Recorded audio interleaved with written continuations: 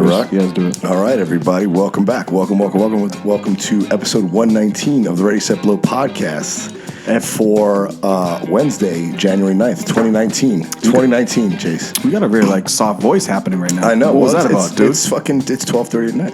12:30 in the morning. Is your Barry White voice? It's my public broadcasting system voice. It's my fucking, my PBS voice, my NPR radio voice. There you go. Today's podcast is brought to you by... Today's podcast is always, for the rest of this month at least, is brought to you by High Grade Partners. My man Saul doing big things. If you want any sort of construction and or project management needs, check out High Grade Partners out on the West Coast. Yes. And especially if you're in the cannabis business, these guys are particularly good at that. But check out High Grade Partners. They're dope. They got a dope website, and obviously Saul's the man. You know Saul. You met him. You met him yet? I have not You've met him. not met him yet. All right. Well, we got to make that happen. I believe he could be, I don't know. I never met him. Is there a video happening right now and people can see me? No, it's not live. I just cut it up for clips. Oh, okay. So they will see you, but not right this moment. Oh, okay. I didn't know. I didn't know if I should be acting a certain way on the video. Like, yo, what's up? I didn't know. I mean, you know how we do it, right? This podcast, it's free flowing, baby. However you feel. I didn't know. I didn't know if I had to act. And if you have anything you want to get cut out, just let me know and I'll ignore you. We ain't cutting out shit. All right, not on this one. No, we've never cut it. We've never edited our episodes. I think we only edited 2 episodes the entire time. One was Trish. We had to bleep out some shit, which is normal for Trish All, Sure. Yeah. I love that look. The socks is Socks are comfortable for me. Right. Oh, we got to talk about the socks. We talked about that last time in the parking lot at Giggles or at wherever it was, Virginia. Where the fuck? Yeah. Or socks at Kowloon. Man. You gotta have some comfortable socks. Spend some money on your socks. Before we get into the comfortable socks, that's Corey Rodrigues, by the way. Yeah, folks. let's introduce our guest. I know, Corey Rodrigues, my personal favorite comedian in Boston. Oh man, thank you, man. Always my favorite. I've told him that. I've told anyone who listens about that. He's going to be a household name soon. You guys don't know it yet. I mean, I'm right here, Randy, but it's fine. I mean, you're my second favorite. Okay, I'm my third favorite. I'm my least favorite comic in Boston. You could have told me after when I left the room, But I don't want to insult anybody. Corey Rodrigues. That's right. 30 Jobs Later podcast. This might be. Yes. We appreciate you doing this, brother. All right. I appreciate you guys having me, man. We organized it. We put it together. Been talking back and forth about doing it for a while. It's hard to get the 3 of us in the room, man. I don't know why. It shouldn't be as difficult as it is. It should be easier. Part of that is I'll take some of the blame and I'll put the rest of the blame on you guys. But I think that for sure it should be a lot easier for us to get in the room. Sure. Part of that is I'll take some of the blame and the rest is you. The question is how much of the blame, but I guess that doesn't matter. We're here now, right? That's right. That's right. In the middle of the night. What you been up to, man? You've been up to a lot of things, and I really want to tap into.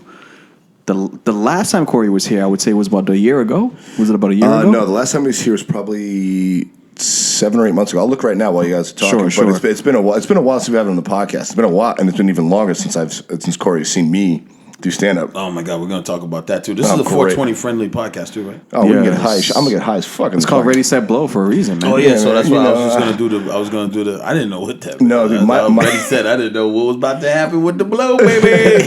I don't know what kind of blow y'all. There's 3 different blows in here right now. My first big credit in Boston comedy was being brought up to. He has the best weed in Boston comedy. Oh yeah, I lived on that for 6 months. For sure. So I lived. For sure. Get in how you fit in, baby. You got to get in how you fit in. I mean, Randy put me on. He put me on. For a while. He put me on with some good shit. He had the pens. He had everything. I try, man. I try to, and I take it seriously. I try everything that I give to my friends and myself, and I try to ask them, like, this. I'll ask you, like, what kind of high are you looking for? Do you like this? Let me know how you like that, and then try this, then try that, so I can sort of focus in on the strains of weed and the ways that my friends like to consume them, so I can give them exactly what it is you're looking for. You know what I'm saying? Like, I go out of my way to make sure that my friends are smoking the best weed and the best kind of weed for them specifically as well. That's a good guy. Randy's one of the first dudes that ask you too many questions about smoking weed. You know what I mean? Like, seriously, he's one of those dude you encounter and he's asking you so much shit. Like, yo, you just got some shit that's gonna make me feel good or not. Can we have that? Can we have that? Can we have Can that? we have that? That's what everybody wants. There's a circle of people waiting right now. Like, yo, can you pull out? He's like, yo, I got this kind if you want this kind right here. I just want his a little weed backpack full of shit. Always carries a backpack. Yeah, it's like just pull one of them out. He's like, yo, I got this other one too. It's like, no, we're good. Everybody's good right now. Right. Always prepared. Always got ready in the hole. Super prepared. I try, man. I've been with Randy before, and Randy has pulled out had a pen. You know, he had a vape pen. Oh yeah, very early on, before people had vape pens. Way before. Now this is like vape pen central. Like everybody's like, I got my pen, and people are like, you want my pen? I'm like, I don't know what the fuck's in your pen. I don't want your pen. Right? and I'll tell you guys a crazy story about the vape pens after too. Remind me to tell you about the vape pens. Vape pens. All right. I remember Randy's so prepared that, like, you know, like his pen wasn't working one day. He was like, fucking shit's dying or whatever. I don't know what's going on. For most people that have weed on them, that's it. You just start looking to the next person like, well, who else got some shit? Because I don't got no shit. Right. My pen's dead, whatever. Randy was like, we'll just try this other one. Just had another 2 or 3 with him. It's like, we'll just switch this one. This one burns a little better anyway. Multiple batteries.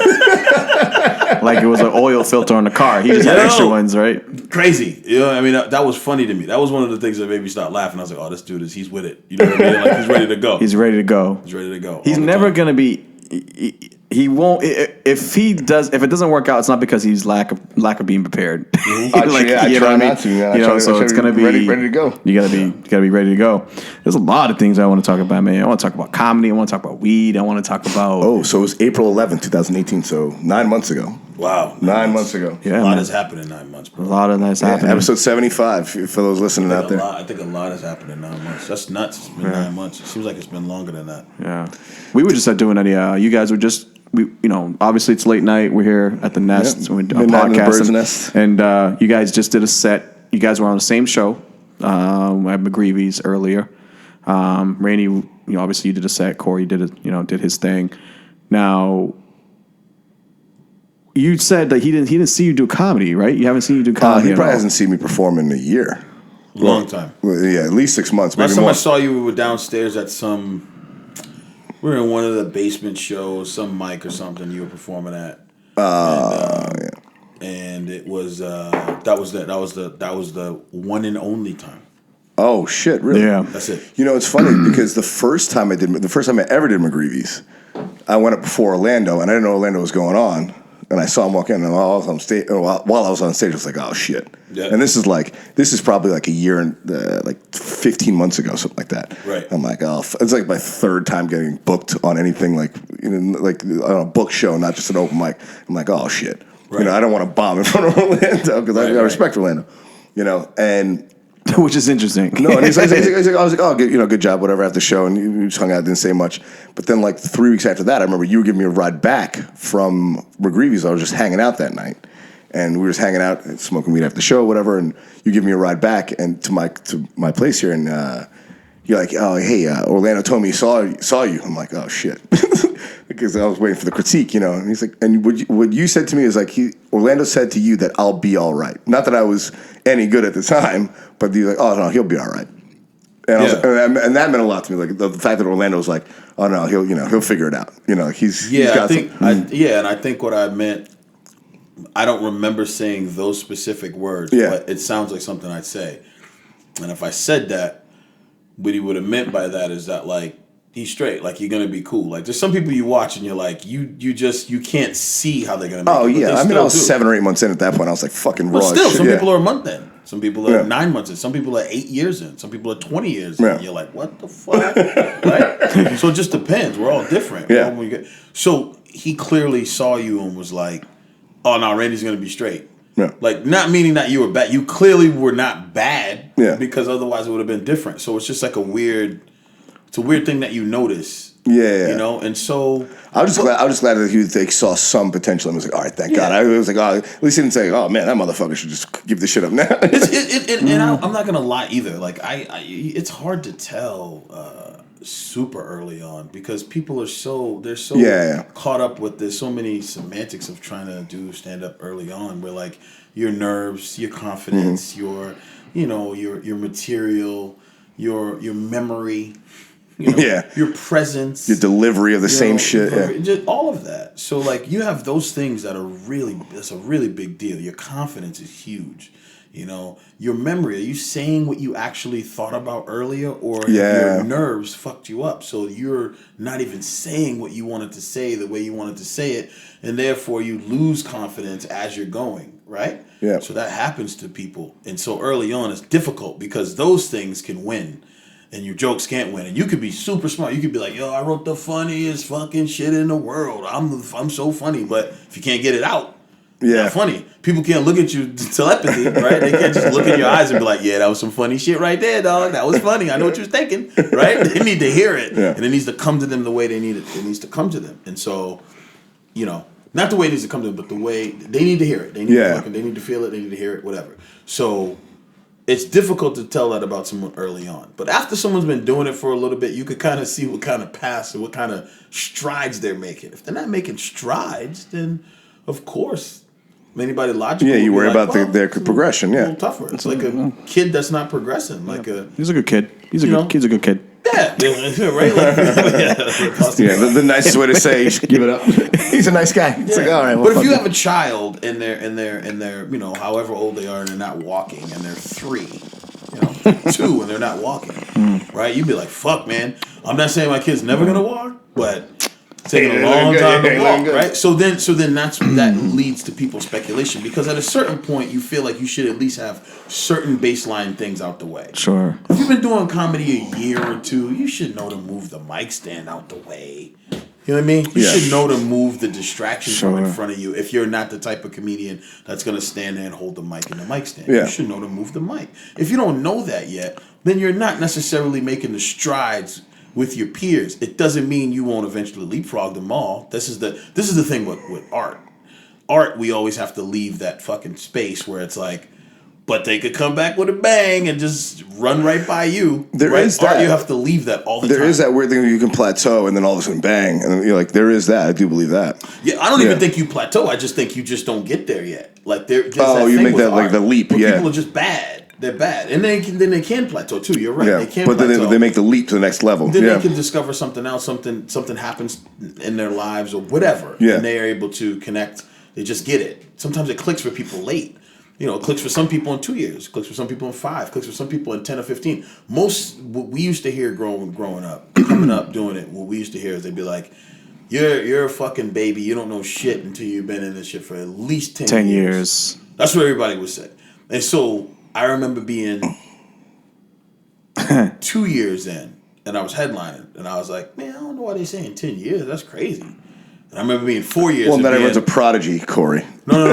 I don't mean that. We all grow at our own paces, but everybody catches up, and no matter prodigy or no prodigy, right? And I'm definitely not calling myself that, but everybody starts to catch up to everybody else. Now, if you were better than other people, you had better natural talent because that's God's gift that was given to you. Right, thank you. Motherfuckers will catch up to you. If you're lazy and you're not working, You don't even have to be lazy. You just have to not be working hard. Yeah. People will catch you. So a lot of people who are really good year 1, year 2, you'd be like, this motherfucker came out the gate. He's running by all the guys who've been doing it 4 or 5 years. The guys who've been doing it 4 or 5 years who still go out all the time and keep doing it, by year 7 or 8, everybody's right there at the same pace. Now, is that person that was doing it 1 or 2 years, did he or she run by everybody? I see what you're saying. It's possible if you're good and you nurture that shit and you keep running. But it's hard because all the comics around you, you know, the shit they'll be saying, you have to really zone in and attach to somebody else that's moving as well.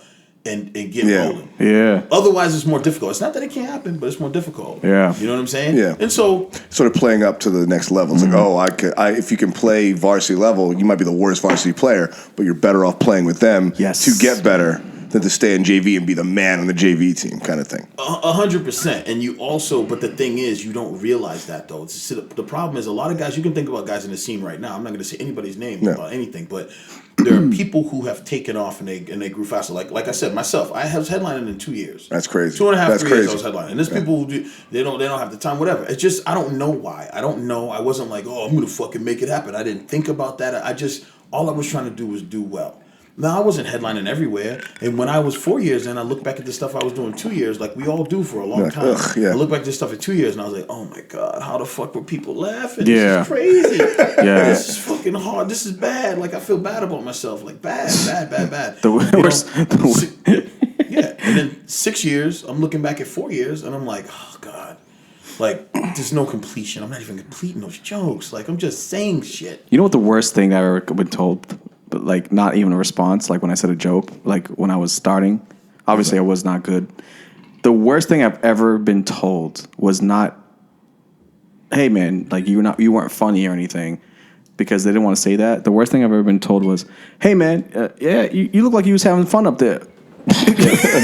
Yeah. That's not even like it's like, look like you were having fun up there, man. What does that mean? Like, was I funny? Like, was I not funny? Like, what do you? Sometimes looking like you're having fun is a compliment, though. When people do say that to you, that's funny. No, it is.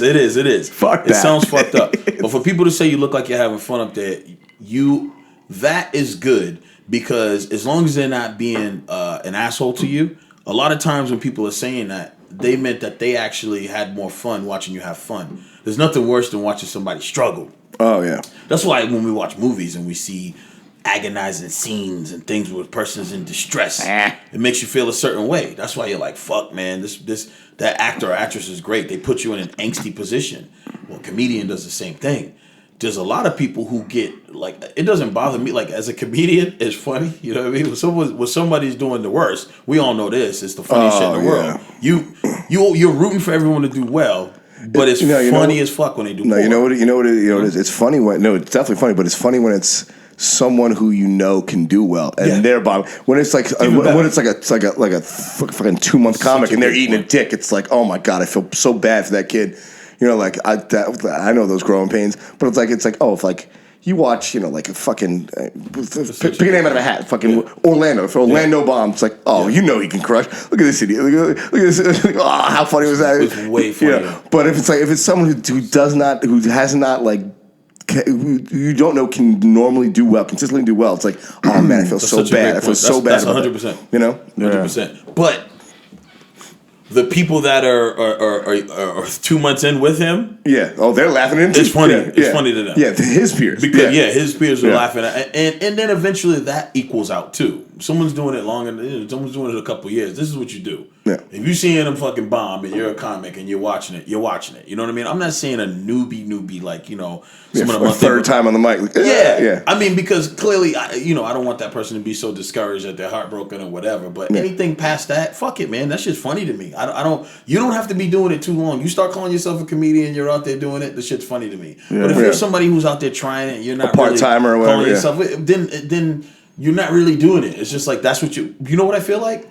If someone fucks around and they don't do well, and they're like someone who like dabbles with comedy, I'm like, dude, that's what you get. That's what this shit is. Yeah. This is hard. Like, it's hard in a sense where, like, it's hard work. It's not hard when you love doing this to create it and everything. It's hard when you think about the sacrifices that you have to make. So when you see somebody fucking with it that doesn't really do it and asking advice, they're like, oh, I'm doing my job, my day job, and, I try to get out once a week. If I can get up, I get up at least once a week and blah, blah, blah. Like, that person right there, no. Yeah, that's not really. I don't, like, so if they do bad, it should make you feel good. Yeah, you know what I'm saying? You don't want some amateur coming in and somebody off the street like. Well, I don't think I want them to if they can. But you'd like to feel like the thing that you spend so much time doing that some stranger can't just do on a whim. And most can't. Yeah. There's always people who can do that. There's people who can come in and play the best basketball you've ever seen. Players that never win the NBA or whatever. But for the most part, most NBA players are like, bring anybody to this motherfucking court. Yeah. And they're going to beat most people. Yeah, of course. You know what I'm saying? So if you're a professional comedian, you don't want some fucking whoever just dibble dabbling. Hey, I go in once a week. I go in. Well, it's funny. It's funny because like comedies I feel like it's one of the only like jobs where like you can just start out. There's no like licensing thing for comedy. Right. You can just like walk into an open mic or two open mics and call yourself like you just call yourself Yeah, a comic. A homeless guy off the street. He does one show, and he could potentially call himself a comic. But that was one of the things I was actually going to mention. It reminded me of the last time, Chase, like you were just saying. I didn't call myself a comic the last time you were on this show. Yeah. Because I hadn't gotten paid to do it yet. Right. And I didn't. Right. But that's the thing. Yeah. It goes back to what you were saying about like having respect for the craft. It's like I was like, I'm an open mic. I'm trying to be a comic, but I'm not a comic. That's you know, you like, did say that. You said that. and you're like, I was like, why? And I explained to you exactly why. And you're like, all right, that's crazy, but that's what I respect. No, that makes sense. Yeah, it made sense. It's true. It's like for me, it made sense. You know? Yeah, it did. It definitely did. I mean, you know, And It's the always last those time, things. and the last time we were talking about bombing, and you got me fucking freaked out because I remember this. You were talking about how you hated watching someone bomb before you went on. It would get you all angsty. And I'm like, why? Who gives a shit? I never care fuck who's doing what they do before I go on. Right. And like he's like, yeah, nah. But then you're like nah. But you were describing how you got in your head about it. And the next night I went down to fucking Providence at the Comedy Connection. Someone bombed before me, and I'm like, it's like, oh fuck. And he had me in my head again. I'm like, yeah, this fucking sucks. I gotta go and fix this fucking He's like, I gotta fix this mess. Right. Yeah. But then you do feel like that weird thing where you got to take it on for the show. That's what we were talking about. Yeah. So specifically what we were saying was that's exactly what it was. It was that when I first started, I liked when people bombed in front of me because then obviously you're going to look like you're better. Yeah. Like you're going to be able to like... You'll stand out. It gives you... You'll stand out. Not only will you stand out, I was looking at it It'll more take like... the sting out of your bomb. If you bomb, like, I didn't bomb as bad as that motherfucker. Okay, number one, you have an ally now because they bomb, so you feel... It feels easier. Yeah. And number two, the bar's so low... Yeah. Like you're like, Yeah, well, you just really bombed, matter. so the bar's mad low. So like, I should be able to do better than that, right? But if I don't do it, they didn't do it either. So you feel a little bit better. You're like, ooh, that was fucked up for both of us, right? It's a much better we fucked feeling. up. Yeah, that whole So that's how I used to feel about it early on. Yeah. And then as I was going for a while, then I started not liking if somebody bombed in front of me because that means I got to burn my first 2-3 minutes to prove to the people that like, hey, the show's gonna be okay. Like we're gonna pick it back. Bringing up the room back to where it should be. Yeah. Yeah, bring the room back to like trusting the comedian. Yes. Because if people bomb, they stop trusting the comics. Yes. So then, as soon as somebody comes up and they're able to regain that trust, Yeah, and that's what Chase talks about with the importance of a host. You know, like to keep the shit. Keep the show fucking fire, like to move it when it's hot and to bring the room back when it's not. Like that's what a host does. Exactly. And so when you're able to do that, that's perfect. But sometimes when you're at these mics and you're at different situations and they're just bringing people up next, and the host is not doing that, then it's on you. Yeah. And so what we were talking about last time, I was like, yo, you lose some of your time because you got to fix the room, and you were like, man, fuck the room. I ain't worried about fixing the room. You were like, I just do me. You were like, I just do me. And I was like, That's what he said? Yeah, that's what Randy was saying. Randy was like, I just do me. I'm not worried about I'm focused on my time. I'm focused on me. I'm not worried about what anybody else. And I'm like, yeah, I know. But I was like, but when the bomb happens, it's gonna affect you. You know what I'm saying? Like, it's going to affect what you're doing. It doesn't have to affect your brain. Well, it also shows how unaware of the room I was 9 months ago. But like, man, fuck the room. I got to say what I got to do. Like, no. Yeah. The room is where everything's happening. The room's going to let you know, like, you want to move on, but you better bring us with you. Yeah, exactly. No, right? Bring us with you. Bring us with you. I was so into myself. Like, I can't. I wasn't even looking at the crowd. I was like, I'm in my head with the material. Fuck the crowd. I might as well be talking into an empty room. Like, no. There's people in the room. no, Randy, there's people in there. They're listening. Not everything you say is into a podcast. So Corey, man, like fucking, funny. fast forward this shit, man. So all of last year, man, and 2018 is finished, and you have been, obviously me and Randy haven't been seeing you. You've been fucking working. Destruction, son. You're just working like. Just destruction. Yeah, just working like no other. And then, you've been doing a lot of videos, sketches. You've been tapping into that. The Dry Bar thing blew up. The fucking, was it Laugh Staff? What's the? True TV. True TV. Laugh Tracks. Laugh Tracks was dope. Yeah. Can you explain that particular process on how you, not so much how you got it, but how much, can you explain to me what that is and what it entailed in that process and like getting prepared for it, I think everything popped off because in 2017, the end of 2017, I won Big Sky, the Big Sky Comedy Festival. Okay. The festival is the shit. Yep. So that's based in how Texas. Dope was Montana? Is that Texas? Montana. Okay. Montana. Have you ever been out there before? No. How dope is it out there? How sick is it? It's big, called Big Sky. We're in Big Sky, and then like when you look, I mean, you obviously it's Big Sky. I've been there. See a lot of It's sky, not for comedy, just for fucking personal. Yeah. I never knew. Like again, I didn't know Big Sky was called Big Sky because you see so much of the sky. Like I didn't know. I just thought like it was a cool name. Yeah. But anyways, you're out there and you're like, damn. And the only sky I see more than that is if I'm on like a cruise ship. You know what I mean? We'll talk about that shit later. But yeah, if I'm on like out on the water, and then you're like, damn, that's what it looks like when you're walking around town. You're like, fuck. And there's not so much. There's no light pollution, like so you see you see all the stars. So you see the entire Milky Way right down the middle of the sky. There's not tons of light pollution. Yeah. So it's like, but I never was aware. Like, you know how you hear some shit and somebody says things sometimes and you're like, but you just don't comprehend or care to, like, I don't know, take it in. I've heard people say light pollution before, but it never meant anything to me. Light pollution? Light pollution. I heard him say it, but it doesn't mean shit. So, like, so the listeners out there, it's basically in cities. In cities, there's a lot of light, so you can't see a lot of stars because the light from the city outshines the stars. It's so bright on the ground, everything's lit. Really? It's like, think about it this way: like if you're in your house and you turn the lights on, you can't see out the window. Right. You got to cut the lights off to look out the window to see what's going on out there. Exactly. That's why we can't see the stars at night.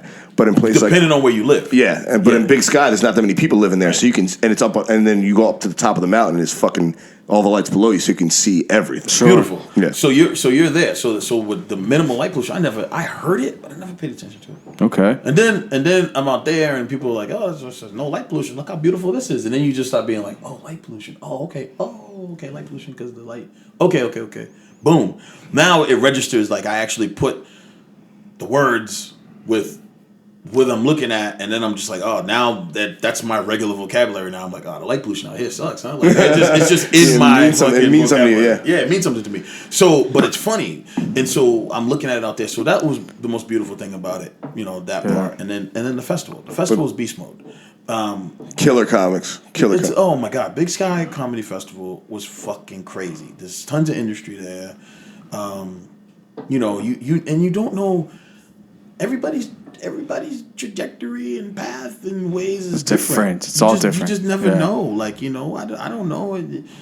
There's still things going on now. There's things going on. There's things that will be going on. But most of it stemmed from Big Sky, and it stemmed from Big Sky, and it stemmed from work, like working a lot. Like I was working a lot before I got Big Sky. Right. And then Big Sky introduced me to smarter work. Because once you connect to industry-wise, however that happens, festivals, internet, however you do it, if you're a good comedian, this is from my side of things. If you're a good comedian and you connect with the industry or figure out a way to get on and do well and work smarter means making more money doing the same thing everybody else is doing. You know what I'm saying? The same thing, same time. I think that's great. I don't care how you do it. From my perspective, I want you to be a good comedian. From a lot of business perspective, they just want you to put asses in seats. Yeah. They want you to sell. So, but there are still some purists that are like, I want you to be good too. Sure. But and it also helps to sell. Being good helps to sell. Like if you're fucking the dopest comedian, you're eventually gonna like. I feel like if you're really good at it, there's only so long before the fucking whole world's gonna be like, all right, we got to catch on. Like, I really do believe that. Like in any walk of life. Like if you're the dopest pottery maker, you're eventually going to make a fucking $1 million doing it. Like if you're the best at what you do, somebody's going to pay you the most to do it. That's just the way it works. Eventually. So people used to say that, and I think that used to be more pipe dreamy, right? Yeah. And what I mean by that is people used to always say that if you're the best at whatever the fuck you do, just keep doing it. The people will notice. Whatever you're doing will catch fire, and you'll be the man or you'll be the woman or whatever, right? That used to be pipe dreamy, I think. Now, no, I agree. With the internet, that's what I'm saying. Shit is right real. now, that's saying right now. So if whatever you're good at, if you're good, whatever the fuck. If you're good at fixing TVs, if you're good at doing hardwood floors, water if you're plants, good at doing stand up, some shit. If you're good at putting eye drops in the eyes and not making them blink when you put it in without holding the eyelids open, right? I'm saying any fucking thing specifically you are good at, you can expose that shit now to millions of people to see. Billions, yeah. Right? So now more than ever, with the access that people have, the positive sides of all this social media is that you can do that. And so I think the undeniability, or denying somebody, whatever, I don't know if undeniability is a word, but denying somebody that opportunity is much more difficult. Yeah. If you're good, you know? It's so ill how we live right now. But comedians, just like many other creatives, you get lazy and you don't do shit. And all you sit around and you fucking look at people who are doing stuff. You look at other, a lot of comedians will just look at other internet sensations or internet people. That's a job. That's a job, man. Those dudes put in, they put in time every day. Sometimes they put like us writing. They put up 5 videos a week sometimes too. They slow down and put out less and less as they go because they built that fan base and that are like every Tuesday. But for a while, they're putting them out every Monday, Tuesday, and Thursday. Every 4 or 5 times a week, because people are like, feed us, and they're like, feed us, and they're just eating your shit. And then once they're all eating it, now they can kind of like be like, all right, it's a consistent thing, it's gonna be there. You can actually go 3 a week now from 4, and you can go 2 a week till it gets down to 1. But comedians look at that in a lazy sense, and they're like, I don't. And this is some Tony Robbins shit. Tony Robbins is like, yo, we move towards pleasure and we move away from pain. From pain. Like, you know what I mean? Yeah. And I think it's like that for comedians. I think it's like that for creators, but we're talking about comedians. I think it's like that when you see a lot of this internet stuff. It's cringy to some of us because a lot of us don't know how to force humor. There are some that can just write whatever and they're like, it's really funny, but forcing your humor, like when people are like, you gotta be on Twitter every day, you gotta be on Instagram every day, you gotta be writing funny shit on Facebook every day. It almost makes you feel like you're forcing it unless you exercise a whole different muscle that you have. Because you do have the ability to force it and still be funny, but it's a muscle that is uncomfortable to use because it's not what we're used to. Yeah, and not all of that should be shared, though, to some extent, too. I mean, like, sometimes you should just write and throw it out if it's not good. I mean, like, not everything... Everything's not going to be excellent, but everything that the YouTubers put out, everything that the Instagrammers put out, everything the tweeters put out is not excellent. Yeah. It's a whole different ballgame. That's what you just said. What you just said is 100% right, though. Yeah. That's our mentality as a stand-up. Yeah. The standard that you just had was like, some shit we just throw away. Yeah. We don't even want to put that out. We don't want anybody to see. Where their standards are totally different because they're not a stand-up. Yeah. So their standards are totally different. They're like content. And this is funny to the me. Amount, you know what I mean? They're like, this is funny to us. A base level of funny and enough of it every day, you know. It's funny enough to them. Yeah. But we, not us. You know, so anyways, Big Sky happened. Yeah, Big Sky, So I did Big Sky. Big Sky was cool. Best festival I ever did. And I wasn't going to do festivals again. I don't want to say ever, but I had just kind of been like, I'll just keep working the way I'm doing. I'm doing what I'm doing. I'm submitting the shit. I'm doing whatever. I don't need to keep doing festivals. You know, I was like, whatever with festivals. I was like, only the local fucking people were in the festival. Everybody knows everybody in the festivals. I started getting like that about it. I was like, man. Whatever. You're bigger than the festival kind of thing? I was kind of done with it. I was like, whatever, man, these fucking festivals, you know. Yeah. Didn't happen to me. I'm done. Yeah, I did 2-3, they ain't happening. Fuck them, kind of thing. Well, a lot of it at times you fucking most of the time you're investing your own money. Yeah. You're putting yourself in hotels. There's no guarantee that we don't know what's going to happen. It could just be a weekend. You're not getting paid for these sets that you're doing. Especially at the level of like. Yeah, when you're going in like that, you're not getting paid for those. And so I felt like festivals in general were just like not my cup of tea. I'm more of a long form comedian. I'm not fucking doing jokey jokes. Yeah. I'm not a jokey joke guy, man. Save the festivals for the jokey joke guys. Yeah. At some point, I kept procrastinating. I'll write a short set for a festival. Put my 5 minutes together. But I'm not that guy. Whatever is whatever, man. I'm not doing no short shit. Like, I don't talk like that. I do well doing the way that I do what I do. Yeah. I'm not a, I'm not. I'll do long shit. So, I was talking to Sean Bedgood. Who's a comedian from Boston who moved. He's been on the to LA. podcast, yeah? Yep. was talking to Sean. He was like, yo, see, man. He's like, yo, you got to do these festivals. And Sean always has his ear to the streets. All Always. the time. He's like, yo, man, I'm telling you, bro, like, you got to do this festival. He said, you got to do Bridgetown, Big Sky, and Laughing Skull. Oh, Laughing Skull, yeah. So I looked at my schedule, and I had Laughing Skull if I was to get it. I didn't submit. If I was to get Laughing Skull, I couldn't do it because I had, like, a bunch of gigs. Like, you know, again, my priorities were... Yeah, you got to make money. You make a living being a comedian, so you got to take care of that first. So I was like, there's a bunch of money around that. I can't do that. I can't commit those days. And I looked at Bridgetown. Bridgetown was I didn't... He told me about Bridgetown after he told me Laughing Skull and Big Sky. So I submitted to Big Sky. I was like, yo, if I get it, I got this week, whatever, blah, blah, blah. Submit the tape. I end up getting in. And so I'm like, oh shit! And then I had a gig. I had like a good gig, a good money. Yeah, what that means is that's a lot of fucking money. It was a good money gig. So yeah. I called Sean. I'm like, yo, man. So I had this fucking gig.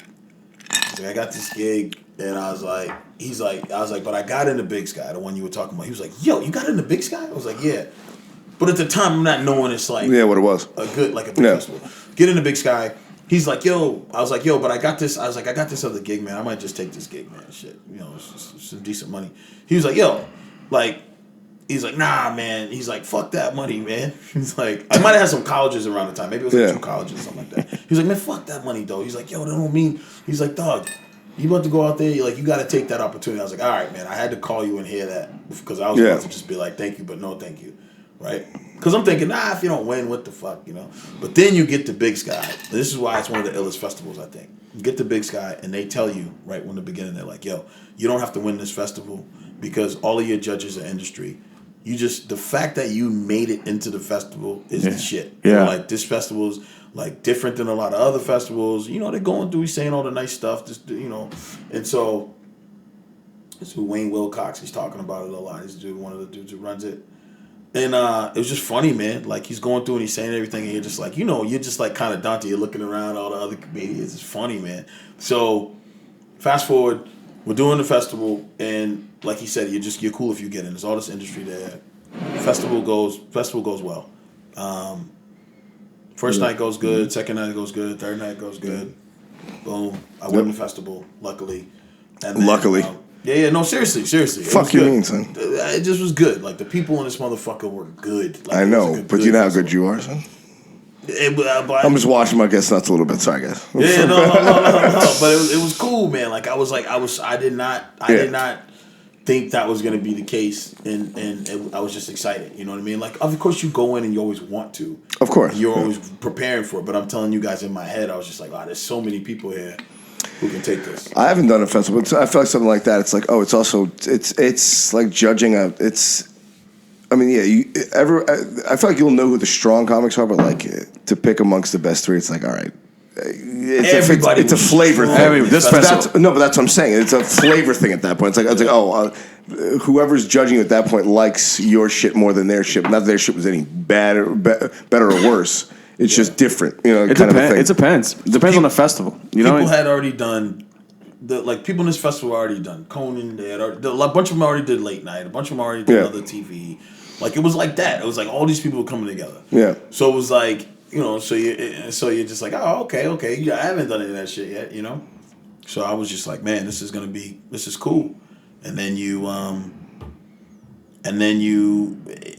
like. The breakdown, I will say this is why it's good for comedians that listen to this. The reason why it's cool is because the first round that you go is let's just say hypothetically there's 12 industry people there. Whatever the number is, could be 15, could be 14, whatever. Let's say there's 12. The first night you go, 6 industry is at your show. The second night you go, the other 6 industry is at your show. So no matter how far you go in the competition, you get those 2 rounds, and everybody gets to see you. It's an audition, basically, yeah. That's beast mode. Yeah. Some festivals, people don't show up to the finals. Yeah. Like, people that matter don't show up to the semifinals or final. You're lucky if they go to the semifinals, they go to the finals.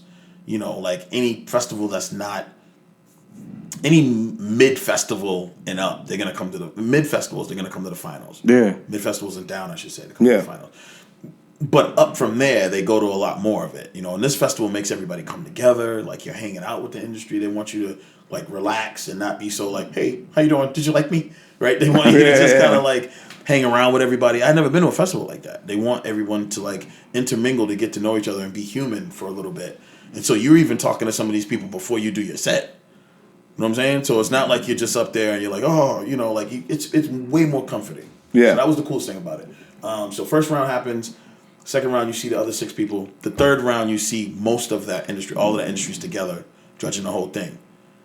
So that's what's cool about it. So everyone gets to see you, and then you go from there. Great exposure. Yeah. It's cool. And at least it apparently after winning that, it So that popped off some more business. kind of for you, huh? snowballed some other opportunities. I would say, right after that. So basically, from there, I ended up most of the stuff that I'm doing now, I would say snowballed from Big Sky.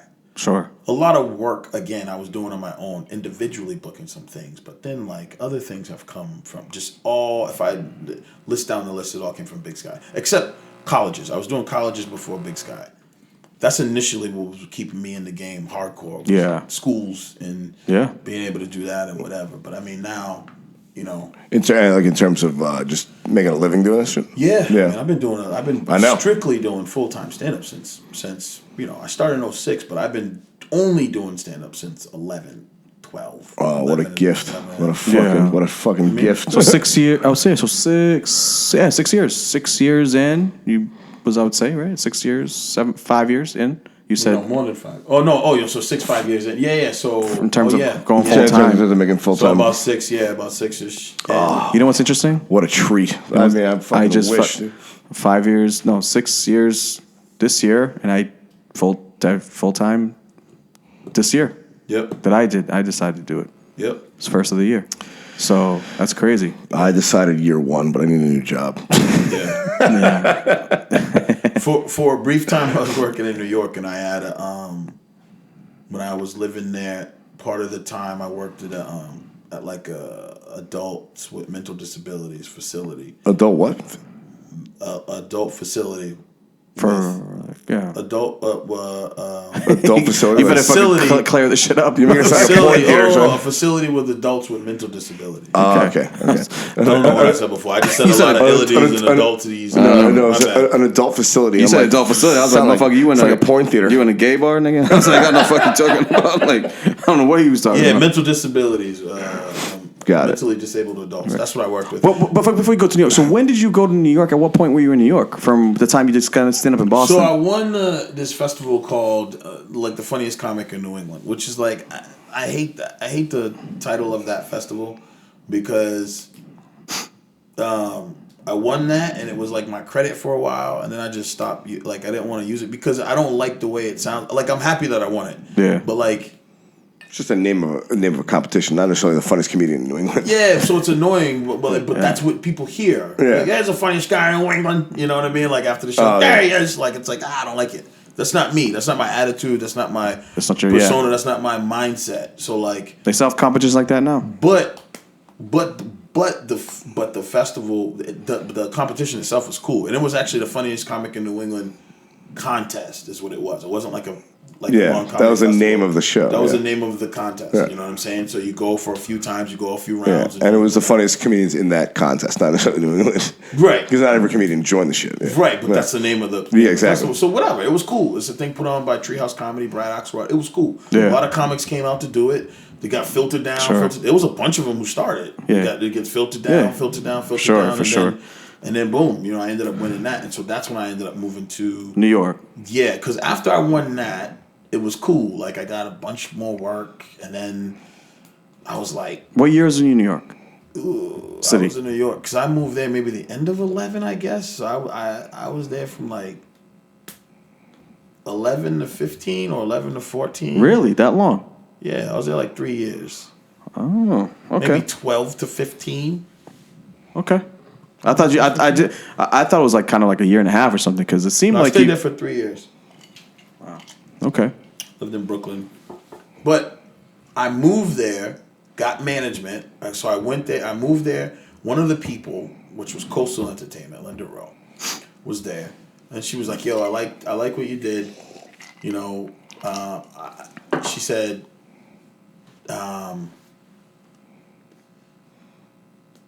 "You should audition." She invited me in for an audition at Dangerfields. Okay. New York. Yeah, famous club. Yeah. Yeah. So then I auditioned at Dangerfields, and then Chris Clark and I both auditioned. Chris Clark from Connecticut, funny comedian. He's actually C Snacks on Facebook. He's always tasting different snacks. He's funny and shit. He does a lot of snack reviews. Funny and shit. That's funny. He's good, man. He's real good at that. So anyways, Chris Clark and I auditioned because we were both in Funniest Comic in New England. I think Chris got 2. I got 1. Chris got 2, I believe. And so what happens is we go there. We audition for Dangerfields. We get in. We both get passed. They're like, "Yo, first audition." Chris and I got passed, and then Linda Rowe was like, "I want to represent you guys." She was like, "You know, I like what you do. I want to represent you." So then I was like, "Oh, it's my first management." This management or agency? Like management. Okay. Yeah. She's cool. She's real cool. Nice. Yeah. Very nice person. Very nice lady. And so that's how I got in initially. I was working with Linda Rowe, and that kept me alive in because I had moved to New York at that time when I went to audition or whatever, and that kept me pretty afloat. Kept me roll. She kept me rolling because she filled up. She was like, "Let me see your calendar." She, and I was working a lot already, but she filled up everything else I wasn't working. It was the craziest shit in the world. She was like, "Okay, I got this weekend, this weekend. Let's make sure we got that weekend full. This weekend. So like, yeah, she's getting cut. She's a fucking job. She better be working this shit. Yeah, but she was affording me the ability to be living in New York. I like Randy's practical time. You're paying her. She better fucking fill that shit up.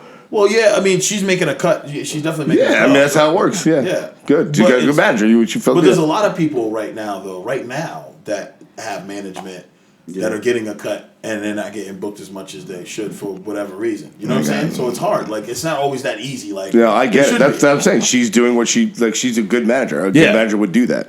So you should be telling a good manager, I don't want to do that weekend. That's what you should, that's a good manager. Yeah. Like, otherwise, sorry, this might. I've never had management, but I know. Well, yeah, I'm just. I know business, and if I'm working with somebody, I gotta stop making money with them, not start. Like, I tell them cut the shit. Like, I need time off, not the other way around. Right. Yeah. Right. Yeah. So it was cool. With her, I mean, she kept me working. That's how I lived in New York. And so he came here. 3 years. And he came here after that. Yeah, and then eventually, I needed to get more money, so I worked at that adult place, the facility for adults. The jerk house, whatever you call it. So basically, came back here, and obviously we are where we are here today. When do you start taking kind of like an interest in like characters, voiceover stuff? Because you do a lot of voiceovers. You do like some Denzel impressions. You do. Yeah. Was that always part of your repertoire, or you just kind of get into it? And I used to do the radio back in the day, and so then I started doing like Denzel on the radio, and people would kind of call in. I used to do this show. What radio? Asia. Huh? What radio? 101.7, 101.3. Oh, you're like one of their character guys? Yeah, AM. No, I wasn't one of the characters. It was FM. Okay. And that wouldn't be an AM. I know. FM. You're still trying to play me, Chase. Yeah. But I used to teach. So I used to work at a school. I was like a long-term sub, so I would teach English. But in the morning. Damn, 30 jobs. Yeah. So in the morning on the way to school, I would stop and I would go to I'd be at the station. Right. But I wasn't just like a character guy. I was the morning radio guy with Asia on the radio.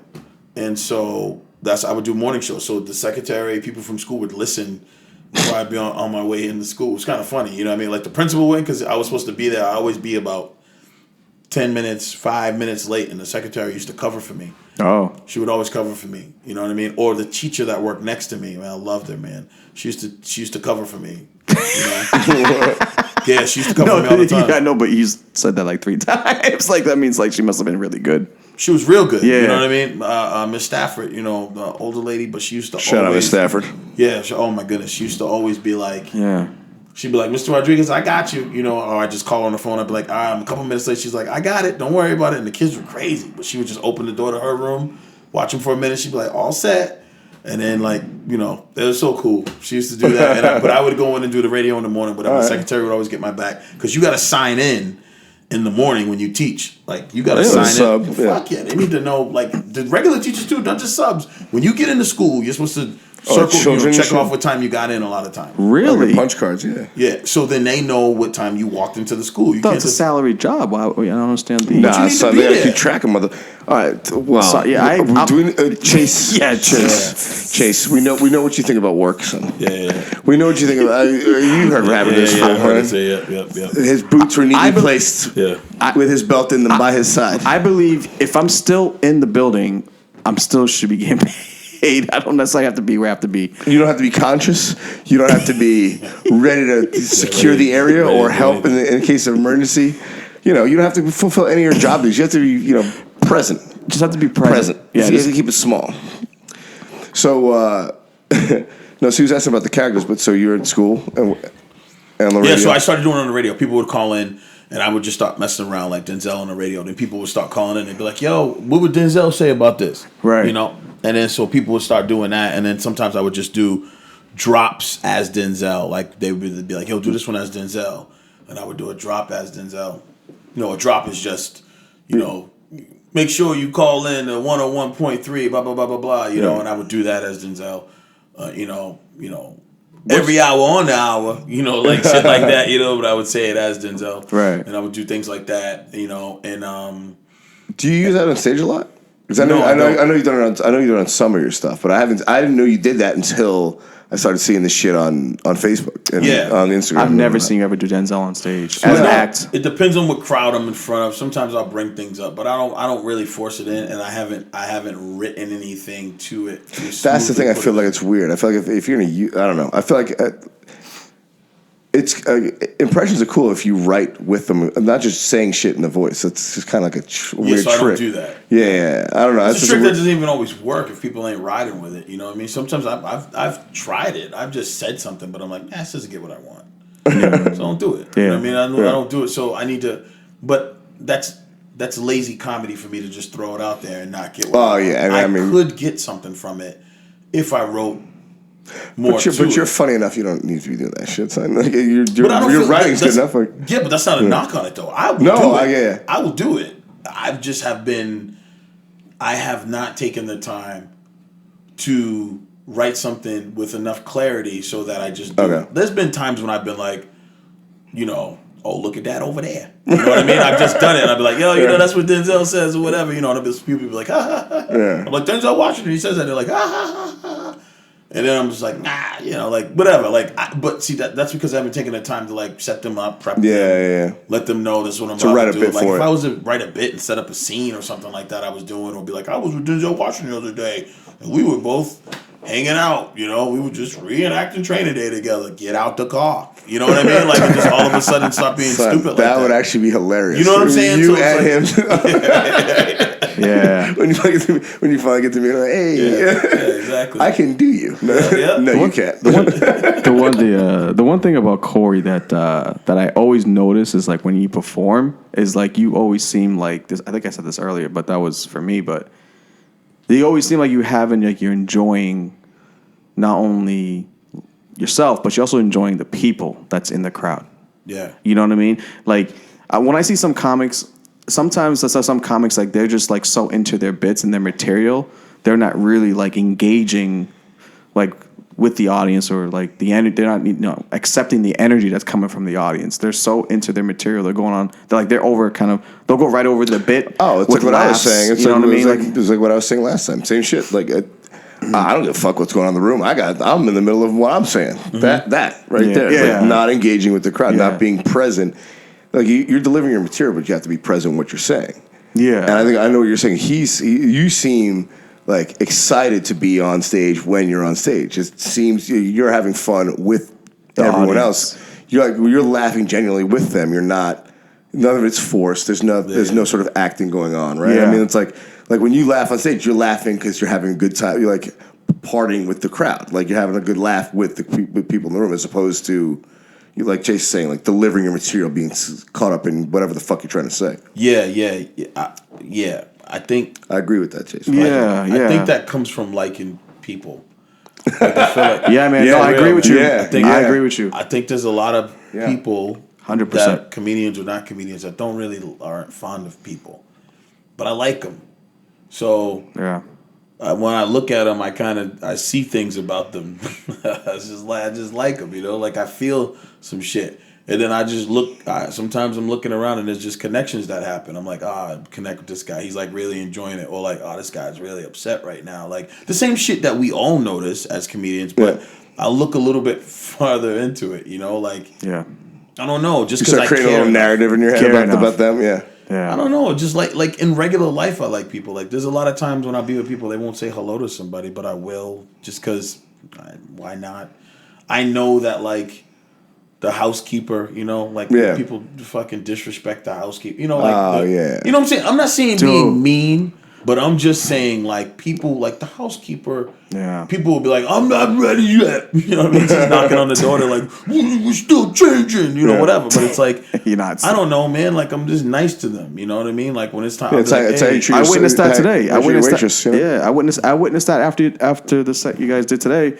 We were at the bar after the show, and we were, eating whatever. And there's a comic who I do recognize in the scene, but he could be an open micer. I don't really see him around, but I know he's around comedy, and I've seen him do like some open mics here and there. Yeah. So he was at McGreevy's. I don't know his name, but the black comic that came at the end. Oh yeah. The dude I forget his name too, but yeah, he's been around. Yeah, he's been around. But the thing is, like, he came, and as a person of your like kind of like I don't want to say stature, but where you are in your career, but you're well respected in the Boston community amongst people around here. I mean, you know this. Like every comedian knows. Yeah. Every comedian who knows comedy in this town knows. Like Corey's the real fucking deal. Sure. Yeah. And then to add to that, so basically, it's like, sometimes I've seen this. The kid was walking. He was with a female. You actually recognized him. I think he said, good show. Yeah. To whatever. And then you're like, hey man, are you? For some reason, you've kind of felt like he just wasn't an audience member. Like either felt like he was probably a comic. You even asked him. Yeah. I was like, are you a comic, man? Like, and he was like, yeah, I'm. And you're like, hey man, like I'm Corey, man. Like like you're talking to him. He's definitely not at the level you are, but you treated him as like a person first, but you also were engaged with him. And you even asked him his name. You took his contact number. I've never seen a fucking headliner in this city, aside like at Corey's level, that did that to an open micer. Well, no, I mean Corey's no. I mean, I've never fucking seen that in 6 years I've been in this scene. Yeah, no, Corey. I mean, Corey definitely. You definitely go out of your way to help other comedians in the scene in terms of like, giving them advice. Me, I mean, I'll speak for myself personally, giving me advice. You were shooting the shit with me even before I started doing this thing. Right. You encourage me to do this. Like, hey, if you're interested in doing this, do it, Randy. You're like that kind of thing. And you're very open with giving any sort of advice or any help you can, any sort of guidance you can, and you go out of your way to do that. Like to the point where, like Jay said, to the point where you'll reach out to like, hey, if you need to talk to somebody, if you have any questions about this, here's my number. Feel free to text or DM me.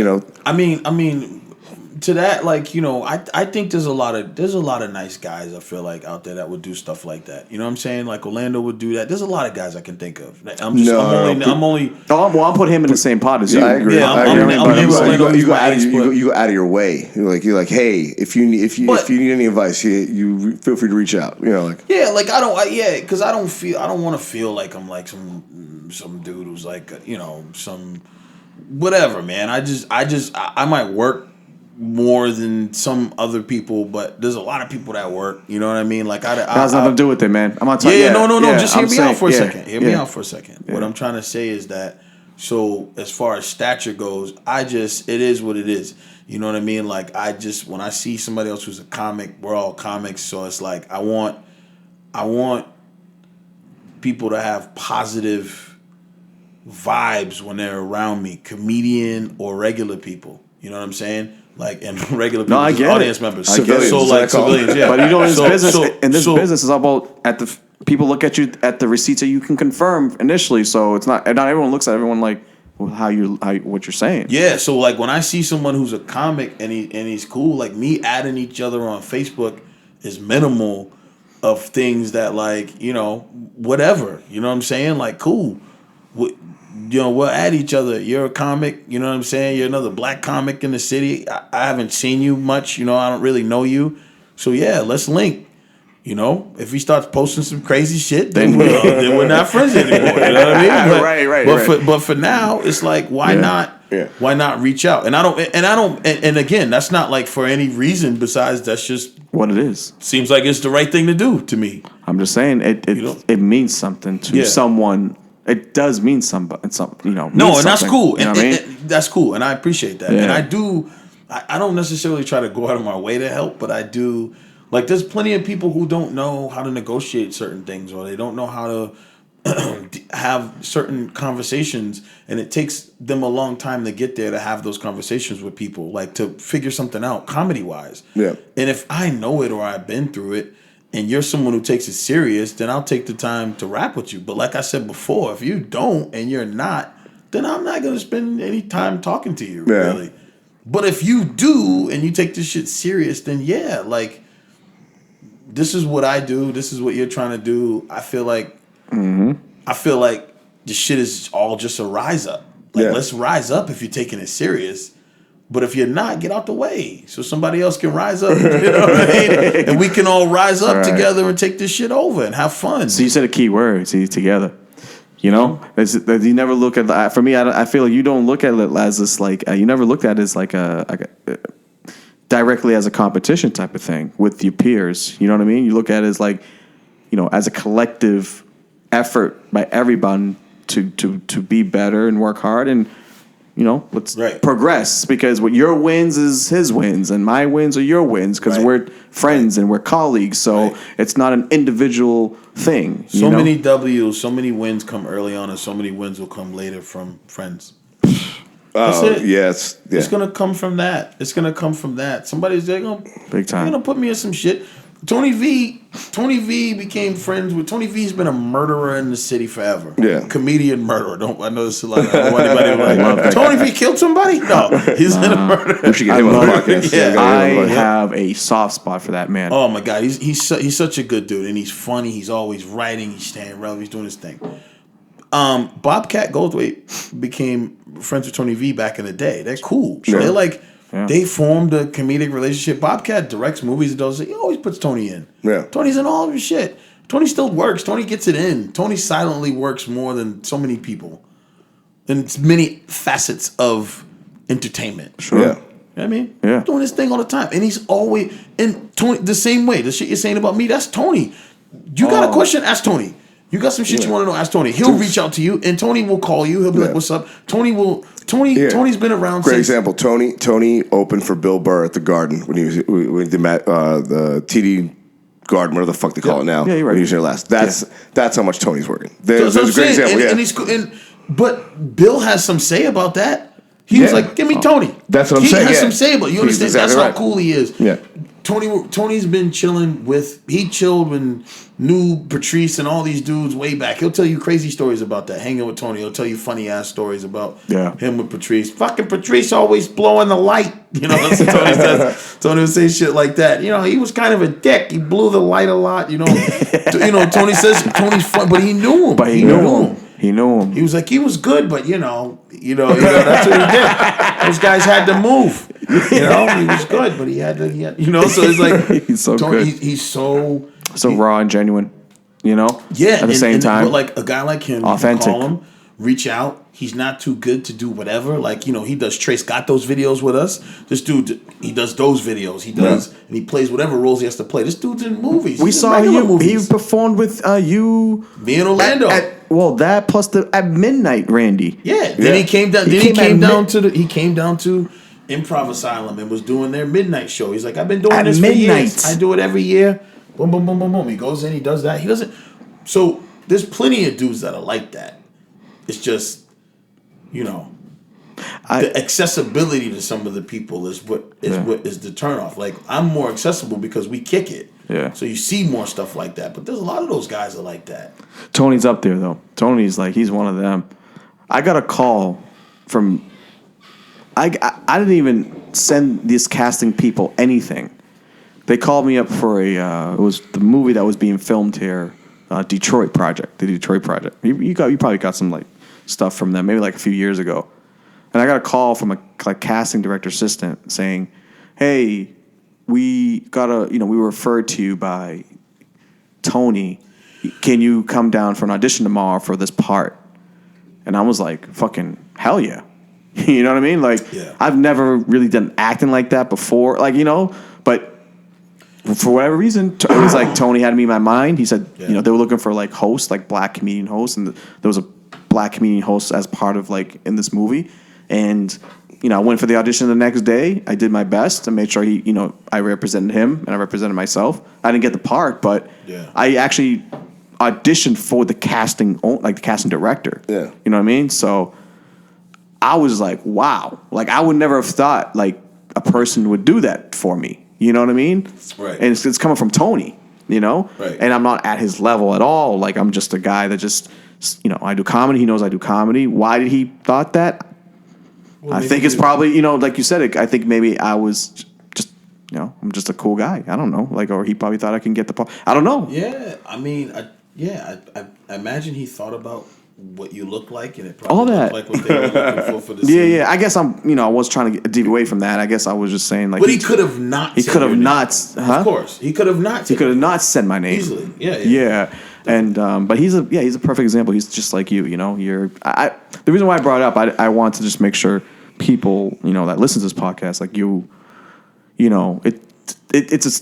there's a special type of person outside from the comedy alone. That does that. Yeah. Comedy doesn't make you like that. Right. Corey looks uncomfortable how hard we're washing his nuts right now. No. I don't feel like that. I hope it's not like that. No, I'm fucking with you. But we're different, like personalities wise. Like I do like people, so I think one more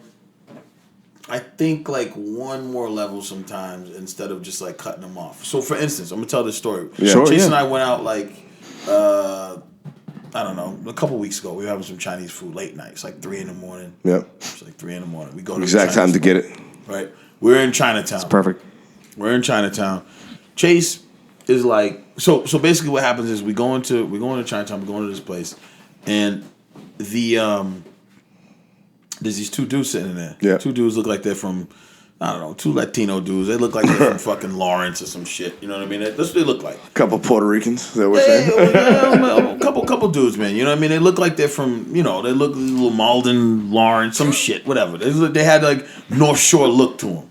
Right. Okay? Right. So we go in. Tan gold chain, we got it. Yeah, so we go, so we go in, right? And a dude, they, clearly you see right away they're fucked up.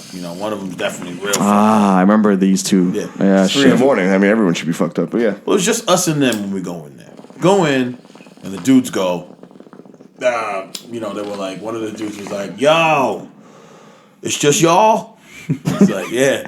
He's like, yeah, that's good, man. Don't be bringing everybody up in here, man, because it's fucking, he's like, this place is a gem. He's like, this is a gem of a place. He's like, don't bring everybody. Just, it's good. You two come every week. You tried this place before? Have you been here before? He's like, this place is the shit. He's drunk. Yeah. But he's just talking from his table. His table's right next to our table. Yeah. He's like, this place is the shit. There's nobody in there except the waiters, us and them. But they sat us in that section because the only people who were working of course. in that section. Okay? So you guys just come here, right? So the whole time he's talking, Chase isn't looking at him. He's looking at me. Chase won't fucking look up. Shit. Chase is looking down at his phone. He's looking at him, whatever. The dudes look shady to me. You know what I'm saying? They look shady. So I'm like, so they have a shady vibe to me. You know what I mean? The dude's like, yo. The dude had one of those looks. Like, again, I was a bouncer for a while. I worked in a lockup for a while. You know what I'm saying? I did that for a while. Like these dudes give you certain looks where it's just like, I'm like, I don't trust this dude. You know what I mean? So one of the dudes, he's just like, yo. So I'm saying, yo, you come here, they got the best food. I was like, yeah, I've been here mad times. I know the food's good. Chase still won't look up. He won't look up at all. He won't even acknowledge this dude. This dude's right next to us. He's talking, right?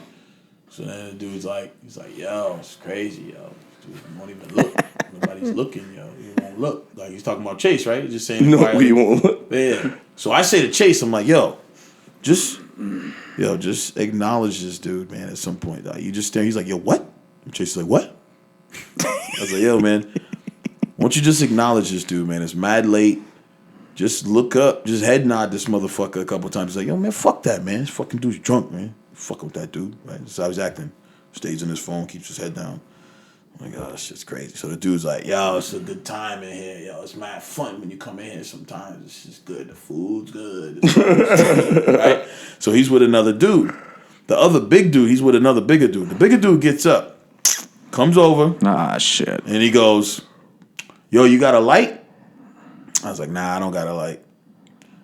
He goes, yo, you got a light? Chase fucking Chase doesn't look. Chase doesn't look at him. He just holds his shit up like this. Yeah. Like this, right? Fucking looking at his phone still, right? Just yeah. Dude takes the lighter or matches, whatever the fuck Chase gave him. Mm-hmm. Takes it. We're sitting in the Chinese restaurant. Us, them, and the waiters, waitstaff, whatever. Right. Mad crabs, lobsters, and shit.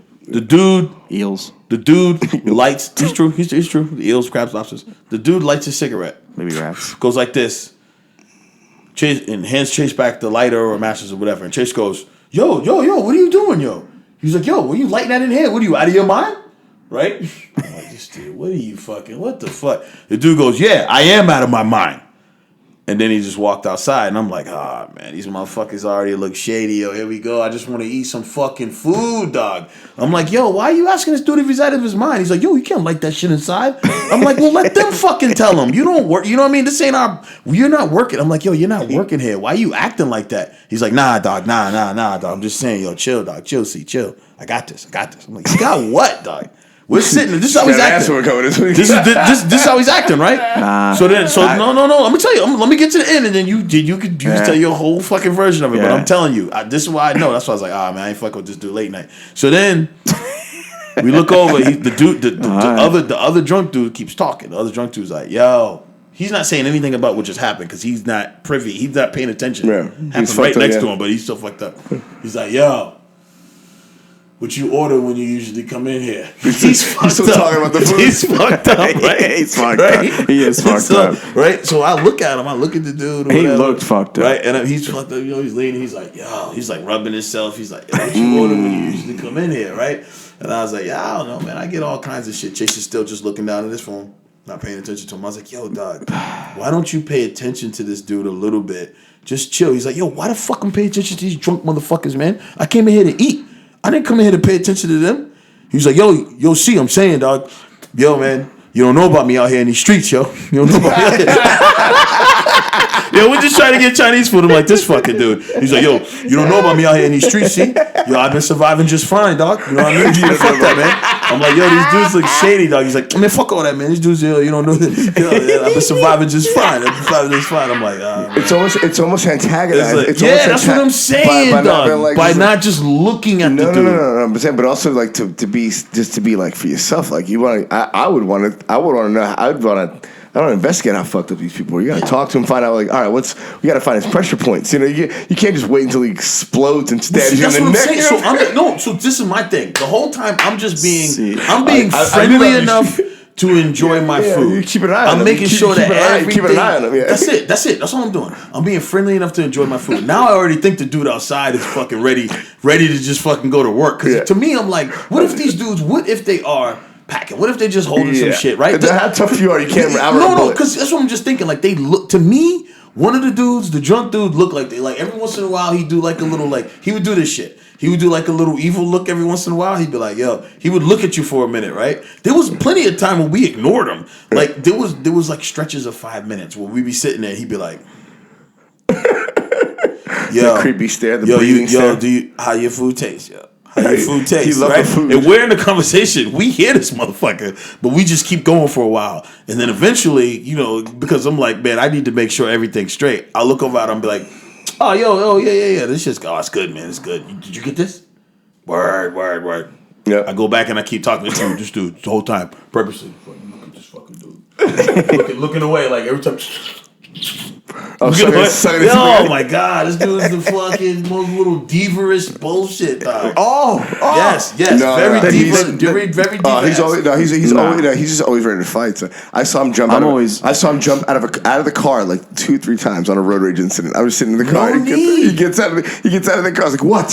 What? Like, they just honking their horn, Chase. Like, you get out of the car. No, there's no need for that. He jumps out of the car. So too old to be doing that shit. That's some little kid shit. What? I'm like, dog, I just want to enjoy this food and make the next move. I saw someone doing that on my. I get this. All right, explain yourself. Good. This is the thing. My mom spit in my face when I was a kid, and I'm angry about it. That's part of it. That's one of the reasons why, son. We know. It's well documented. Episode 64, Blind Go. I can go back and listen to it. I am very aware. Like there are times where I can go from like my how should I say this in respect to I can lose it at times. Yeah. I can really lose it. You got a temper. We all got a temper. Yeah. No. You got a short fuse. It's documented. Like I have some shit. Like I could fucking like that. So. Oh, did you hear about the time he jumped on the stage and snuffed a dude? No. So at the Middle East. Yeah. So what I'm saying is like I've always like this is a problem like how I've been growing up. What happened? He goes, ugh. I go, he snuffed an audience and he goes, ugh. It's too old to fucking be doing this shit. Go ahead. I need to hear this. No. It's definitely too old, but I'm just saying. I'm just trying to tell you. Like no. I need to understand this because I want to eat Chinese food with you again later. For me, but I'm like, man, what I'm saying is, it goes back to when I was a kid, bro. It goes back to when I was a kid, bro. Always does. I've always had to fight to like be like fight for my life. I always had to feel like, at times. Creed over here. Yeah. I got stabbed before. There's a mark right here on my arm. Mm-hmm. Like you know what I mean? Like so in my fucking mind, bro, like when I see someone kind of acting like I have to, in my mind I'm ready, okay, I gotta stay away from this person. But in order for me to stay away from a person to make this person understand like they can't fuck with me, I gotta like match that level. I don't know why it's like that. You know, instead of what you do, you see bad and you're just like, okay, how do I get away from that and be in the middle? I'm just like, I have to meet what they're meaning so they know that they can't fuck with me either. Because there's a potential that they will get hurt as well. It's prison rules in Chase's mind. See what I'm saying? That's just always growing up. Ever since from day one. Ever since I was day one. You know what I mean? So, but I don't do it all the time. I'm a pretty calm person like 90%, 95% of the time. I really just don't like... In that situation though, I was just like, all right, I'm reading what's going on. This dude is drunk. He's talking to us like crazy. We didn't even acknowledge him. You took a different approach and I'm just like, yo, if I just ignore this person, like... if they will get it at some point, like I don't want to talk to them. But you kept on talking with him. I was like, just ignore him, and he'll eventually stop talking to us. No, he won't though. That's why we ignored him. He knows you're alive. He knows you're alive. He knows you're alive. He knows you're speaking. We ignored him for 6-7 minutes. He was like, yo, hey. He just kept, and I'm not gonna sit there and just keep ignoring him to elevate the situation. Like they were done eating. If you just like don't like if someone's talking to you. And you don't talk back to them, at some point they're not going to talk back to you. No, wait a minute, man. Wait a minute. Let me say this. That applies to sober people, just like if you're on stage and you're doing something and there's somebody heckling or whatever, you can handle them differently than you can handle somebody drunk. When there's a drunk dude, things are irrational. This dude didn't look right to me, then he's drunk on top of it.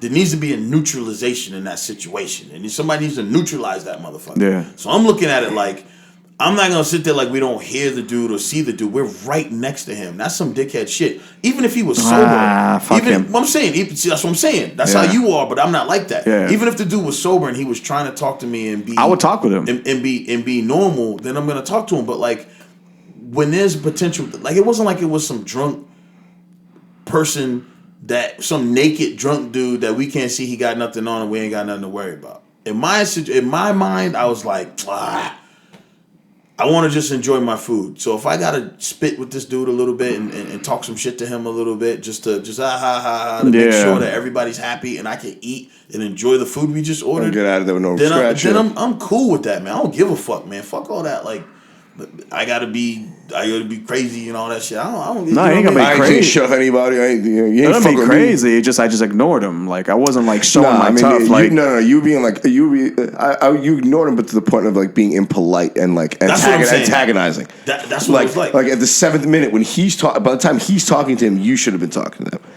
You know, because like if he acknowledged them, you can't say, "Oh, I." Because it looks like you. Then it looks. The dude said at one point. I swear on my life. At one point, he goes, "Damn, God, they ain't even looking at me." Yo. So he said. So then I'm like, "Yo." Then I said to you, "Yo, dog, why don't you just fucking look up, dog? Look at this." You like, "Yo, man, fuck, man, I want to eat, yo." Because I do believe I've been in situations. I didn't come in to talk to these drunk motherfuckers. I'm like, damn, this dude. Nah, because I've seen situations, saying bro. Shit all loud and shit. I've seen situations that could flip the other what? side. You know what I mean? I've seen situations people be cool at first and they start like yeah, don't say something ignoring sideways. them that's initially antagonizing right away. That's treating a motherfucker like they ain't even real if you're just ignoring them like that. Like I agree, you ignore people like that when you know you got the upper hand. There's no threat, but I felt like these dudes potentially could have been a threat, which was like it was even ill when there was no reason for you to tell the dude, "What are you out of your fucking mind? What are you out of your mind?" That's crazy for you to say that right there. Yeah, There's no reason probably. to say that. I mean, I'm just. It's also the way you can say it. It's like, hey, man, you probably shouldn't smoke that in here. But we don't run that restaurant. Let them fucking smoke. You smoke. Of all people, shouldn't have bothered you, but you were doing a power move type shit. You wanted to fucking exhibit some dominance on that dude. You checking probably. that dude. I mean, I'm just like. But there's no reason to check that dude. You looked at that dude and was like, yo. You said, yo. You was like, yo. Yo, what are you, out of your mind, yo? Because that's the first thing that came to my mind. Like he's out of his mind. He's smoking a cigarette right in front of me inside the place. The lighter that I just gave him. And the dude I don't want to be an accessory to fucking his lightness. Accessory to what? Oh my god. Accessory to a cigarette. I don't want to be an accessory to his lightness, bro. 30 restaurants open around this motherfucker. The dude goes, I am out of my mind. You know what I learned from this? You guys just shouldn't eat together anymore. I mean, the last time y'all ate together, it was the fucking asparagus and string beans and shit. And now we're talking about a fucking fist fight at a Chinese restaurant or a near fist fight. I just think you guys eating together alone is not meant to be. No, he's pointing out something I need to like. That's one of the things I got to work on. Like I got to recognize. I'm really good at recognizing the room, but in certain, I'm weak in those areas where it comes to like I just. No, he's definitely got a short fuse. Like I said, you pop out of the car. I mean, look, I've had my moments. We've spoken about my moments on this podcast. I fucking flip out at somebody for some trivial shit. Yeah, and when I flip out, it's even weirder. It's like I flip out. I yelled at somebody for like bad business decisions. That laughed for one time. I was like, yo, Randy, you need to chill the fuck out. I'm like, no, they're running this wrong. He's like, that's not for you to say. Like, this is not the time. Good point. That's a good point. Yeah. I flip out, and I have flipped out. But if I'm with somebody who I feel like is a voice of reason, which is usually whatever one of your boys is with you, as long as they're not crazy, and you know which one of your boys is crazy. If they're being rational, then I kind of take on what they're talking about. Yeah. You know what I'm saying? So I kind of, because I want us to be a unit. If shit goes down, I want it to be unified. Yeah, we all are on the same page. We're all on the same page. We understand what's happening here. But if one is just like, nah, it's like, damn, dog, you acting like we don't even know each other right now. You want some other shit, dog. What's wrong with you? Come here for that shit, yo. Well, nah. Well, you didn't come here to look at somebody and say hi? Well, fuck it, what do you mean? Chase, like I said, Chase had that. He is that way when he gets that way, but he has pulled me out of that shit when I've been like, nah, when I'm in the same sort of mindset, like, I'm right, they're wrong, like, I don't want to see it their way. He's like, wait a minute, come here for a second. Slow down. Like he's able to pull me out of that somehow. Yeah. So, I'm thankful for that. I've done it for him once or twice, but definitely it's hard to find what people's trigger points are when they start acting irrational. Because I'm sure there's times when you get in your own head and like, I don't, when you get irrational and shit and you're like hard to talk to and be able to snap out of that is what's hard. Like yourself, personally. Sure. I would think that would be more of a time. Maybe when there's some alcohol involved or something. But for sure. But I also mean what I said. If I'm with people I trust, it's easy to talk to me. If I'm with people I don't trust, then yes, I could be irrational. Yeah. So then I feel like if I'm with somebody that's why Chase able to pull me out of it because like I trust his judgment. Like So if I'm in somebody that has a trustworthy symbiotic relationship, then what we say to each other goes. Like, Yeah. No, that's exactly right. Yeah, it's like, I've been whining. Like, Or you feel like hey, get you, Randy, figure it out. Like, all right, wait a minute. Hey, maybe I'm bugging. Maybe I'm bugging. If you're telling me I'm bugging, maybe I'm bugging. That's what friends are for. Yeah. Right? Are you right? I think, yo, You know what I'm saying? That's the truth, though. Because other people, you don't let them take you out of that. You're like, nah, you don't have my best interest in mind. Yeah, you don't know what the fuck I'm talking about. You know what, Corey? You really didn't have to like say this whole. You didn't even have to bring the story up. Just if you just don't think that I'm ready to open for you, you could have just. You tell me I'm not taking you on the road, motherfucker. Yeah, if you think I'm not like ready to open, you could have just been like, "Yo, Chase, you're not ready." But for you to say that I'm not like a team player, and to say that I'm not fucking, you're in favor of your safety. Back to what's in it for me. That's a comedic brain right there, right? This guy should be doing comedy. That's a comedic brain right there. Yeah, see that fucking angle right there? See that angle? I think that was leading to something. I don't know. I think there was some underlining things that he just didn't want to face. And I'm just like, hey man, if you just tell me I got to work more, just could have just said that. You know, he's like, you put my safety in danger. You know, my safety in danger. Like, and it's the guy said he had a gun. I don't know if he had a gun. Chase, you know, you got involved all of a sudden. You know, I want to be with people that I love and I trust and loyal. And god damn, dog. I gotta love you, dog. I just gotta. I don't know. I threw that in there because I threw that in. Chase wants to be loved. It's the great thing about being a human is so you can be loved. The great thing about being a human. I think Chase had fun tonight. You know, we're all imperfect. You know. Well, man, it's all good. It's all good. We did go out maybe. Yeah, after that. Like a week after that. We did. There just wasn't. It was fine, right? There was no one in there. Oh shit! Oh, it was cool. Damn, It was great. It's back to normal. So it was back. People came in late, but we were already eating, and they sat away from us. And Which spot is that? we're going Chinatown, a couple different spots. No, what's the one with the live? I mean, I've taken you guys to Jade Garden. Those are almost all of the places. There's eels and No. fish. You're like, what the fuck is that fish? But the one Why is it upside down? The one you went to looked fucking fresh and raw, son. That shit looked. Oh, it was good. Yeah. I gotta figure out that one. Spot. That's what I want. The seafood spot. That's what I want. Yeah. Corey ordered Get the spicy fried lobster, the whole shit, That's what son. we're doing. That's Stu was eating. He was like, what the fuck is all this? Oh, I've clam legs and shit. Clam legs. Clam legs. I did say that. I said, what the fuck are these clam legs? Yo, he's like, what the fuck is this? It's so Jason. What the fuck are these clam legs? Yo, he stopped fucking with it. He ate a little bit of it. He was like, I'm good, dog. I'm straight. He's like, yo, you the boneless ribs, dog. In the seafood spot, he wasn't fucking with none of the seafood. Yeah. He was like, yo. I was like, yo, you like it? He was like, yo, straight, yo. He just pushed that shit to the side. There was a half-eaten piece of one of the claws on the side.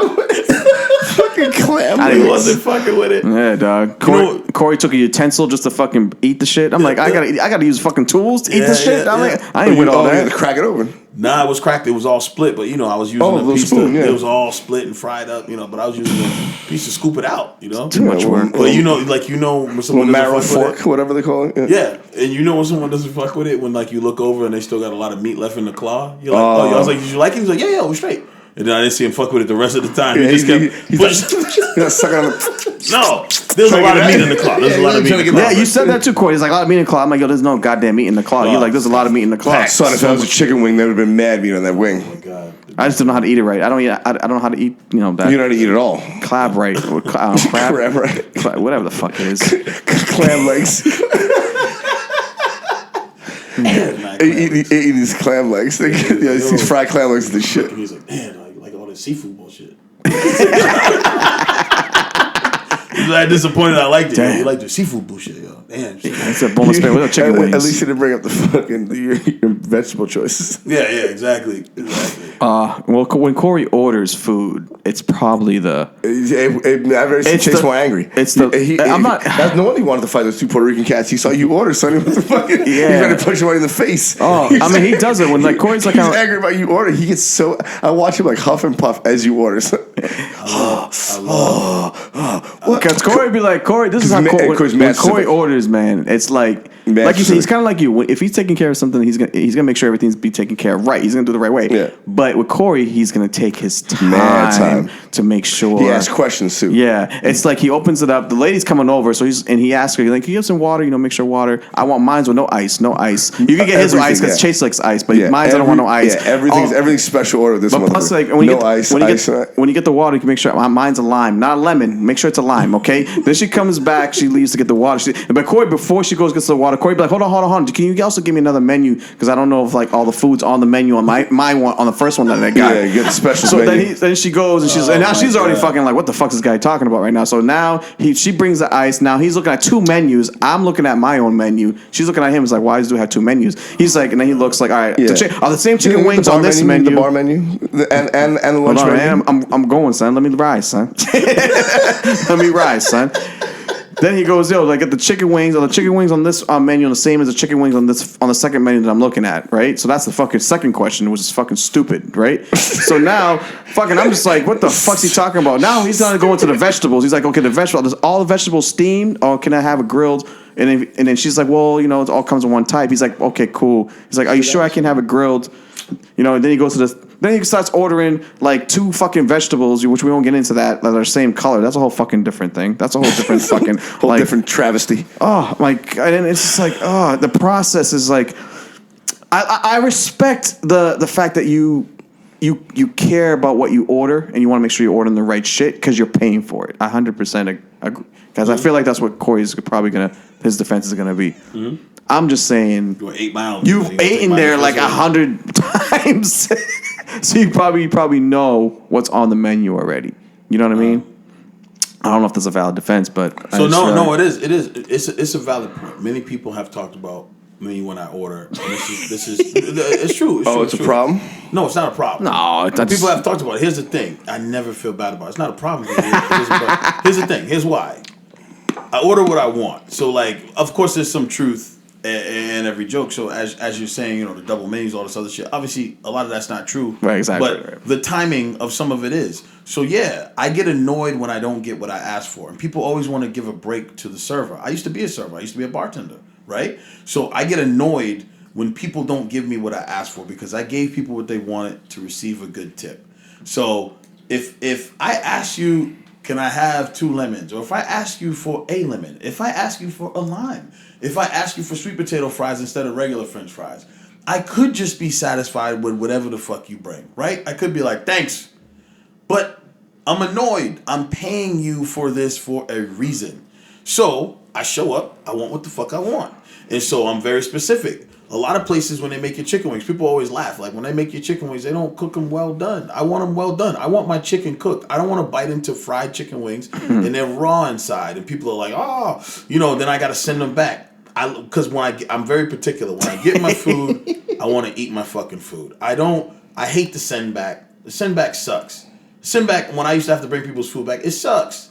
Like, the kitchen's already backed up, especially if it's busy, you got to send the shit back. Everybody else starts eating. Now everybody at the table's looking at you like, can I start? Can I start? They say, no, go ahead. Don't worry about me. And people want you to pick off their plate while you're waiting. All that shit. All that annoys me. I just like my food when I like it. So I tell them ahead of time, just, can you make those well done? Make the chicken wings well done. I'll take sweet potato fries. That's cool. Is that possible? Sometimes they're like, you can't switch the fries. There's always rules, right?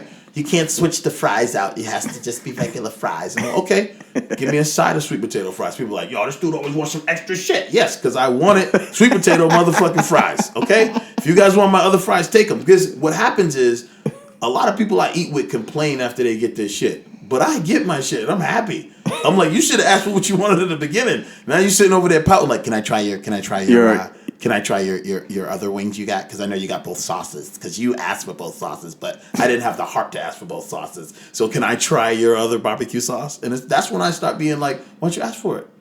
You fucking want to try mine? I got it. Why you want to try it now? Because funny, I had that argument with girlfriends. Like, stop eating off my plate. If you want the same shit, get another plate. I'm paying for the whole thing.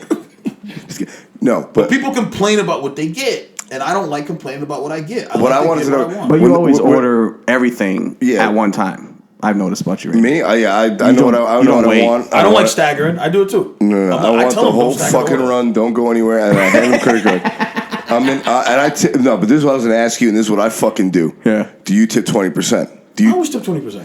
All right, then you can ask whatever you want. It's these motherfuckers who come out here like who bitching and moaning, and they're like, "Oh, I'm gonna." They made a mistake. They didn't bring my fries on time. They get 9%. It's like, well, fuck you. Yeah. I tip 20%, and I'm in and fucking out. I turn a table over quicker than anybody else. That's where my value comes in. I'm in and out of there in fucking 30 minutes or less. Just like all about 4 people for dinner. I'm fucking yeah. I'm eat and I'm out. Like I don't fuck around. You're a value to them. I'm doing them a favor. I'm tipping 20%, and they turn that table over. I'm making them more money. I tip them what is considered the high end of a normal tip, unless you direct you to give them $1,000 on a $200 meal. You know, I give them 20% on whatever on food and liquor. I don't fucking parse it out either.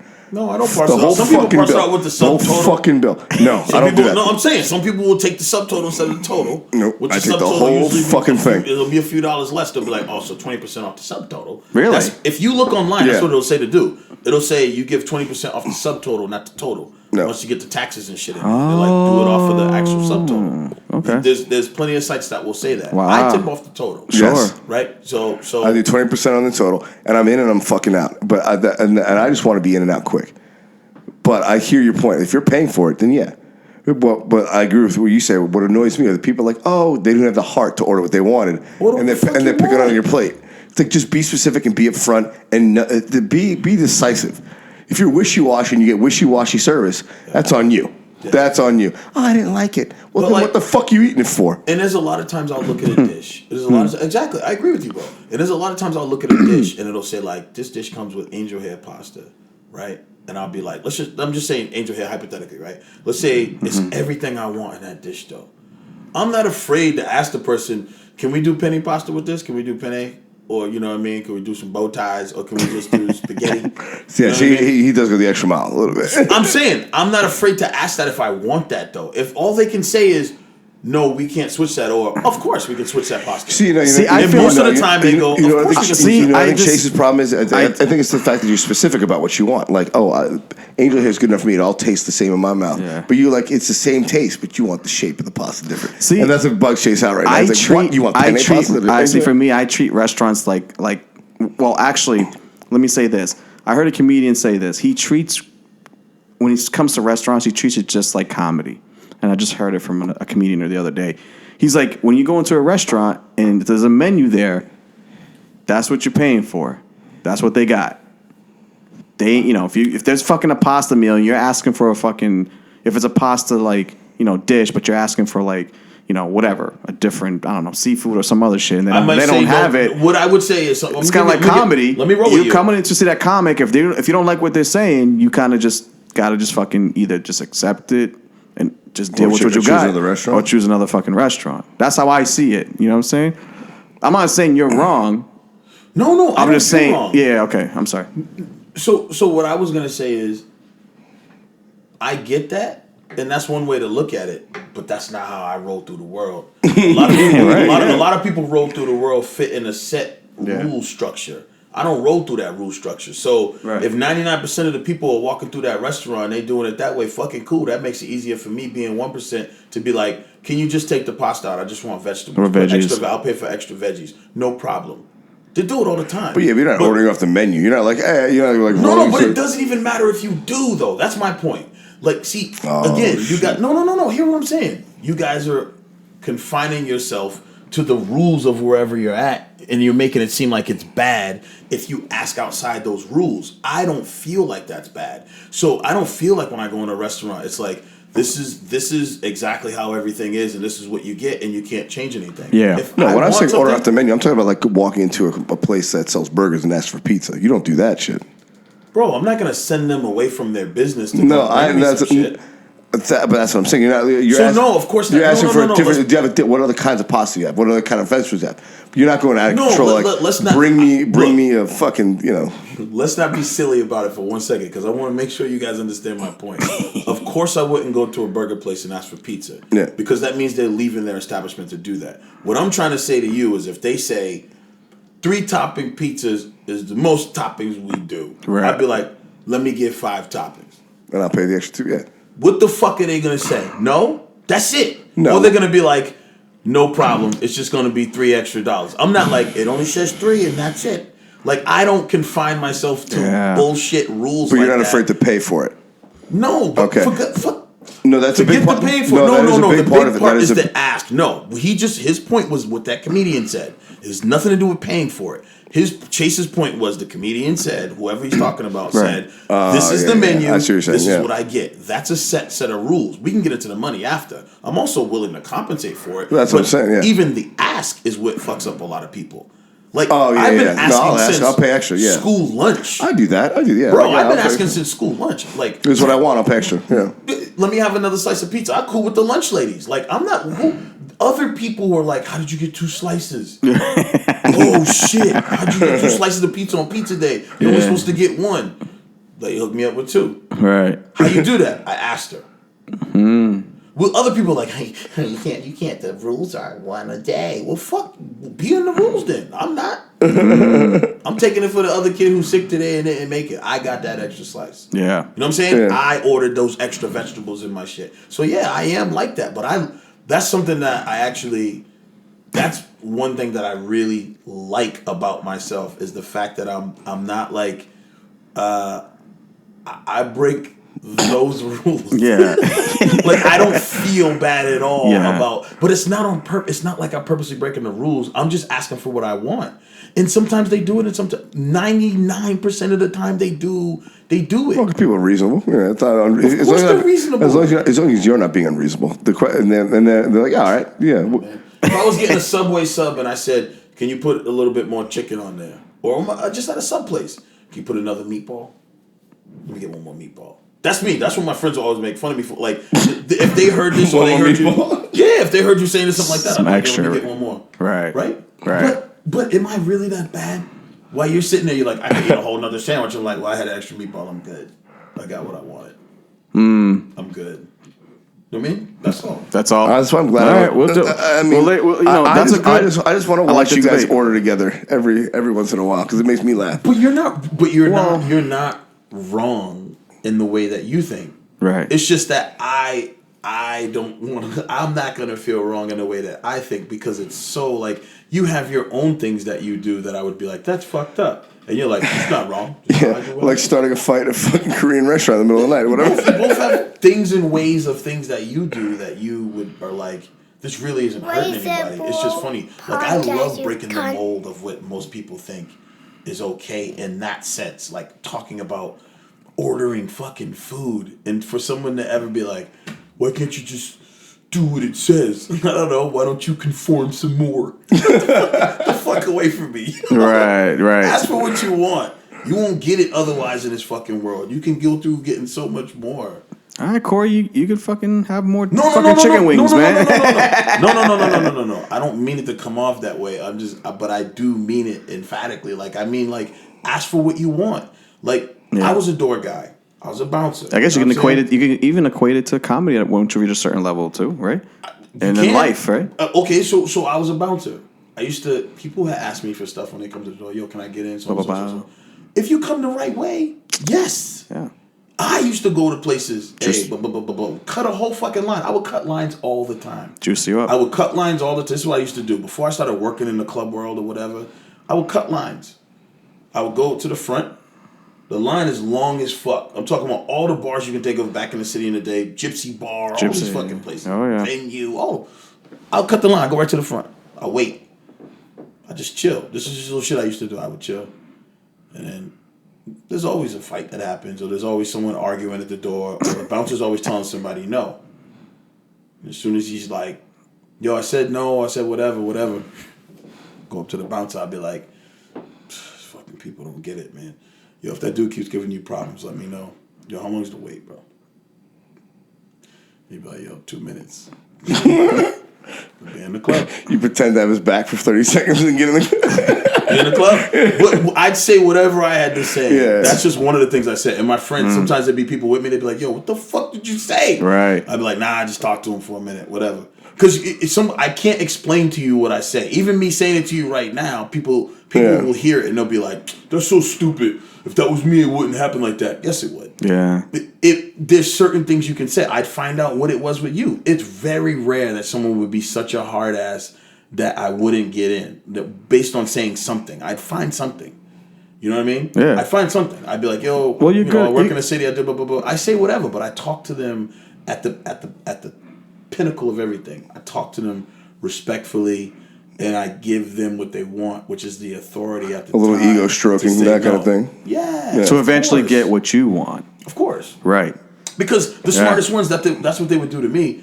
You know, they're funny. Be funny.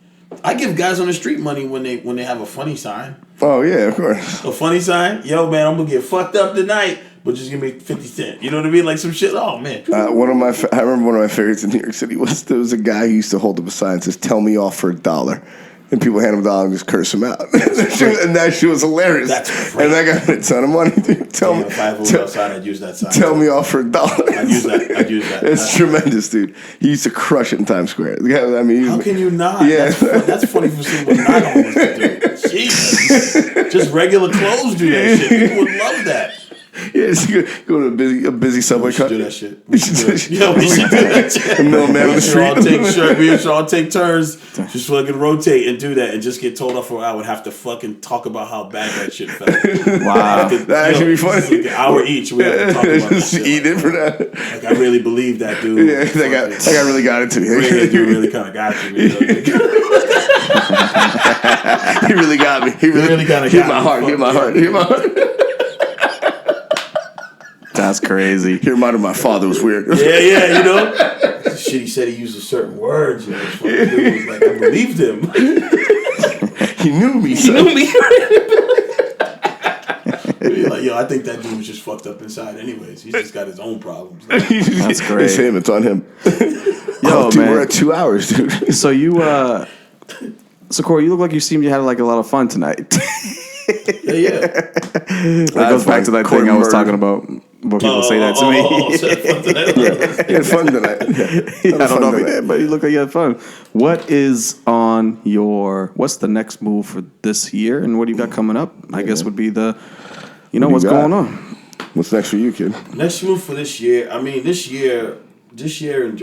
year, I should say, from 9 months ago until now, just a bunch has happened, bro. You know what I mean? So next moves they're coming, and again, a lot of it stemmed, like we said before, from Big Sky. You know, so I ended up doing True TV, laugh tracks, which was cool. You know, if you haven't seen that, it's on demand right now. You guys check that out on True TV, laugh tracks. Mm-hmm. The dry bar thing got huge, right? Dry bar got huge. I ended up filming Dry Bar. That came from Big Sky. Nice. One of the dudes I met in Big Sky was like, "Yo, you'd be good for Dry Bar." It's my boy Aaron. He's like, "You'd be good for Dry Bar," and I was like, "All right, man." And then I just dropped it. I was like, whatever, you know. What did that? They got over 1 million views, right? Yeah, one of them has 22 million right now. What? That's crazy. Yeah, one of the videos has 22 million. That's one of the same jokes that they want on True TV, so that goes to True TV.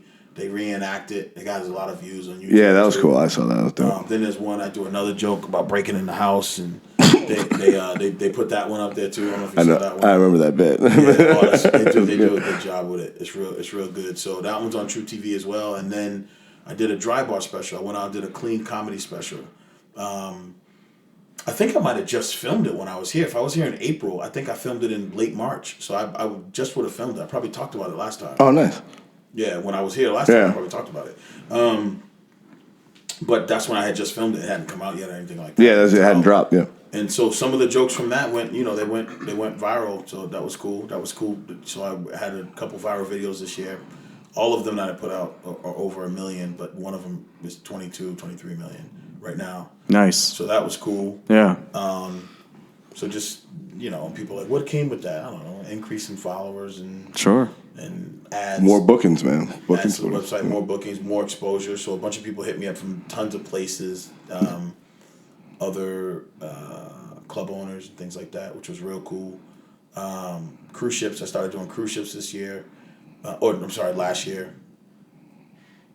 Yeah, I think it's 2018. That was because of Big Sky. Big Sky. That was there. Well, reached out. Okay. And then I ended up connecting. Shout out to Big Sky, man. Yeah. Shout out. Legit, man. Just legit. Yeah. And then a bunch of people just the people I met through those avenues. You know, you get connected, and then things happen at the pace that they happen. Some people really fast, some people slow and steady.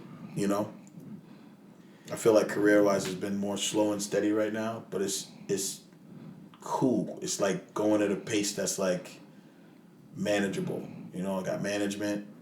You know, nice. Recently after I got the New York Comedy Festival, the TBS showcase. That's Comics awesome. to laugh, comics to watch. Comics to watch, yeah. Comics to watch. I got that a couple months ago, and that went really well.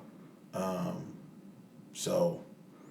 Yeah. Looking out for some good things coming from that. Yeah, man. So it's just been cool, man. That's I've always said, I said it when we started the podcast. Corey's always been my favorite in town. I've always loved watching him. I was so glad you introduced me to him like early on, Chase, because obviously he's a great dude.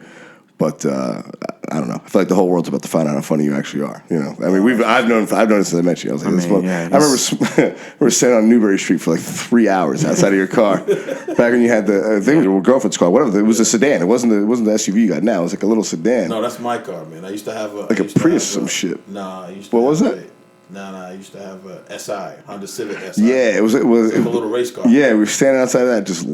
It was like 4 a.m. We were laughing fucking hard. Yeah. I don't know what we were talking about. I was dying laughing. That was like that was McGreevy's night. I think it was the first time I met you at McGreevy's. You had done McGreevy's. Oh shoot, that's funny. And we were standing out there just howling. It was the summertime. It was a nice night. Yeah. And I was just laughing about stuff, right? Yeah. That's what you gotta do. That's what you gotta do. I don't know how. I mean, I'm sure I packed about 15 bowls, but I'm sure I smoked them all myself. Yeah.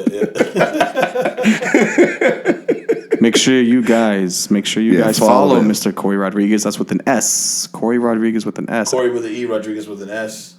You guys can get me on. Send in. So I do this thing called Ask Denzel. Yes. So you should definitely write in. Different people will send in. I'll put that on my questions. Instagram. They'll send in videos and they'll ask Denzel anything. Ask Denzel Washington any questions. So you can just DM those to me. Facebook, Instagram, any of that shit. Is he among your favorite characters to do? He's fun, yeah. Him, Paul Mooney. You know him. I do a bunch of Paul Mooney. So people will write in and ask Paul Mooney questions. Okay. So it'll be Paul Mooney or him or Denzel Washington. So hit them up with questions. Send me the videos and I'll answer them. It doesn't matter who it is. A lot of people send their kids. Have your kids. The only thing is to just start the question with, "Hey Denzel" or "Hey Paul." That's it. And then you ask whatever you want to ask, and I'll answer the question. We'll definitely get some of those. I remember chasing another podcast guest, Alex Gatlin, asked you some questions about bald man. Your head looks like an eggplant. I was you go check that out, people. I was dying laughing. That's funny. That was like 2 years ago. That was a while ago. Yeah, so you guys can go back and watch that on my Instagram. It's Corey Rods, CoreyRods. Get me on Instagram. Twitter is at Corey Rodrigues, Corey with the E, Rodriguez with the S, CoreyRodrigues.com. You guys can go there on the calendar, check out some dates, see when I'll be coming to a city, state, or country near you. Yeah. And that's it, man. I'm glad I was here today with you guys tonight. This was fun. I know. It's good hanging out. It's been a while. This was chill, man. A long rap. It's long overdue. I like it. I enjoyed it. I enjoyed it a lot. We had it, wish you the best.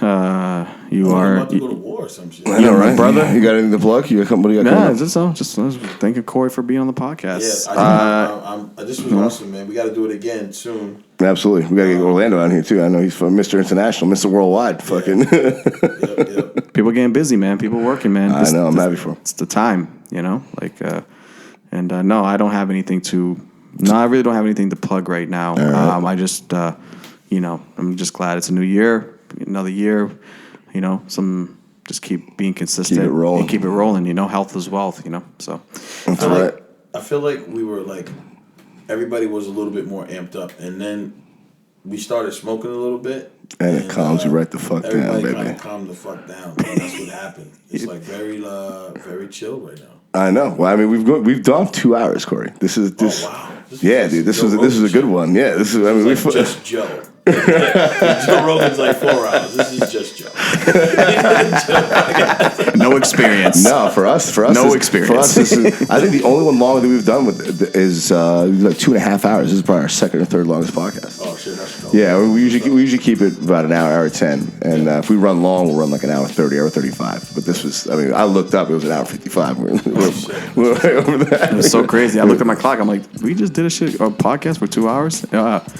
But we don't see each other a lot. I know, you not anymore. You Fucking know, fortunately. you know. Well, fortunately, I guess. It fucking means things are going all right. Yeah. Everybody's working, man. We're trying to. Everybody's working. Yeah, we're trying to get Get it moving. We're trying to get it moving, man. This is it's great to this fucking business is always as crazy as it is, but it helps when you have really cool friends that you can kind of fuck with, and then makes it a little easier, a little more enjoyable. A little bit more enjoyable. Yeah, and actually, I remember my first piece of advice that I got from Corey, last Corey story. I know we're fucking, like I said, we're feathering his nuts all night. But I remember you, it was, I don't know, fucking 3 months in, and I'm talking about, oh yeah, I'm trying to go this mic and that mic and blah, blah, blah. And you're like, hey, are you still having fun? I'm like, yeah, is it still fun? I'm like, yeah. He's like, don't make sure you're still having fun or else you ain't gonna fucking make it. I understand you want to get better, but make sure you enjoy it while you're doing this, because there's no fucking, I'll tell you right now, 10 years later, it's not gonna get any better. Yeah. I'm like, oh, thanks, man. I took it to heart, though. I did take it to heart. And I'm still having fun doing it. I'm still having a great time doing it. Hell yeah, bro. Hell yeah.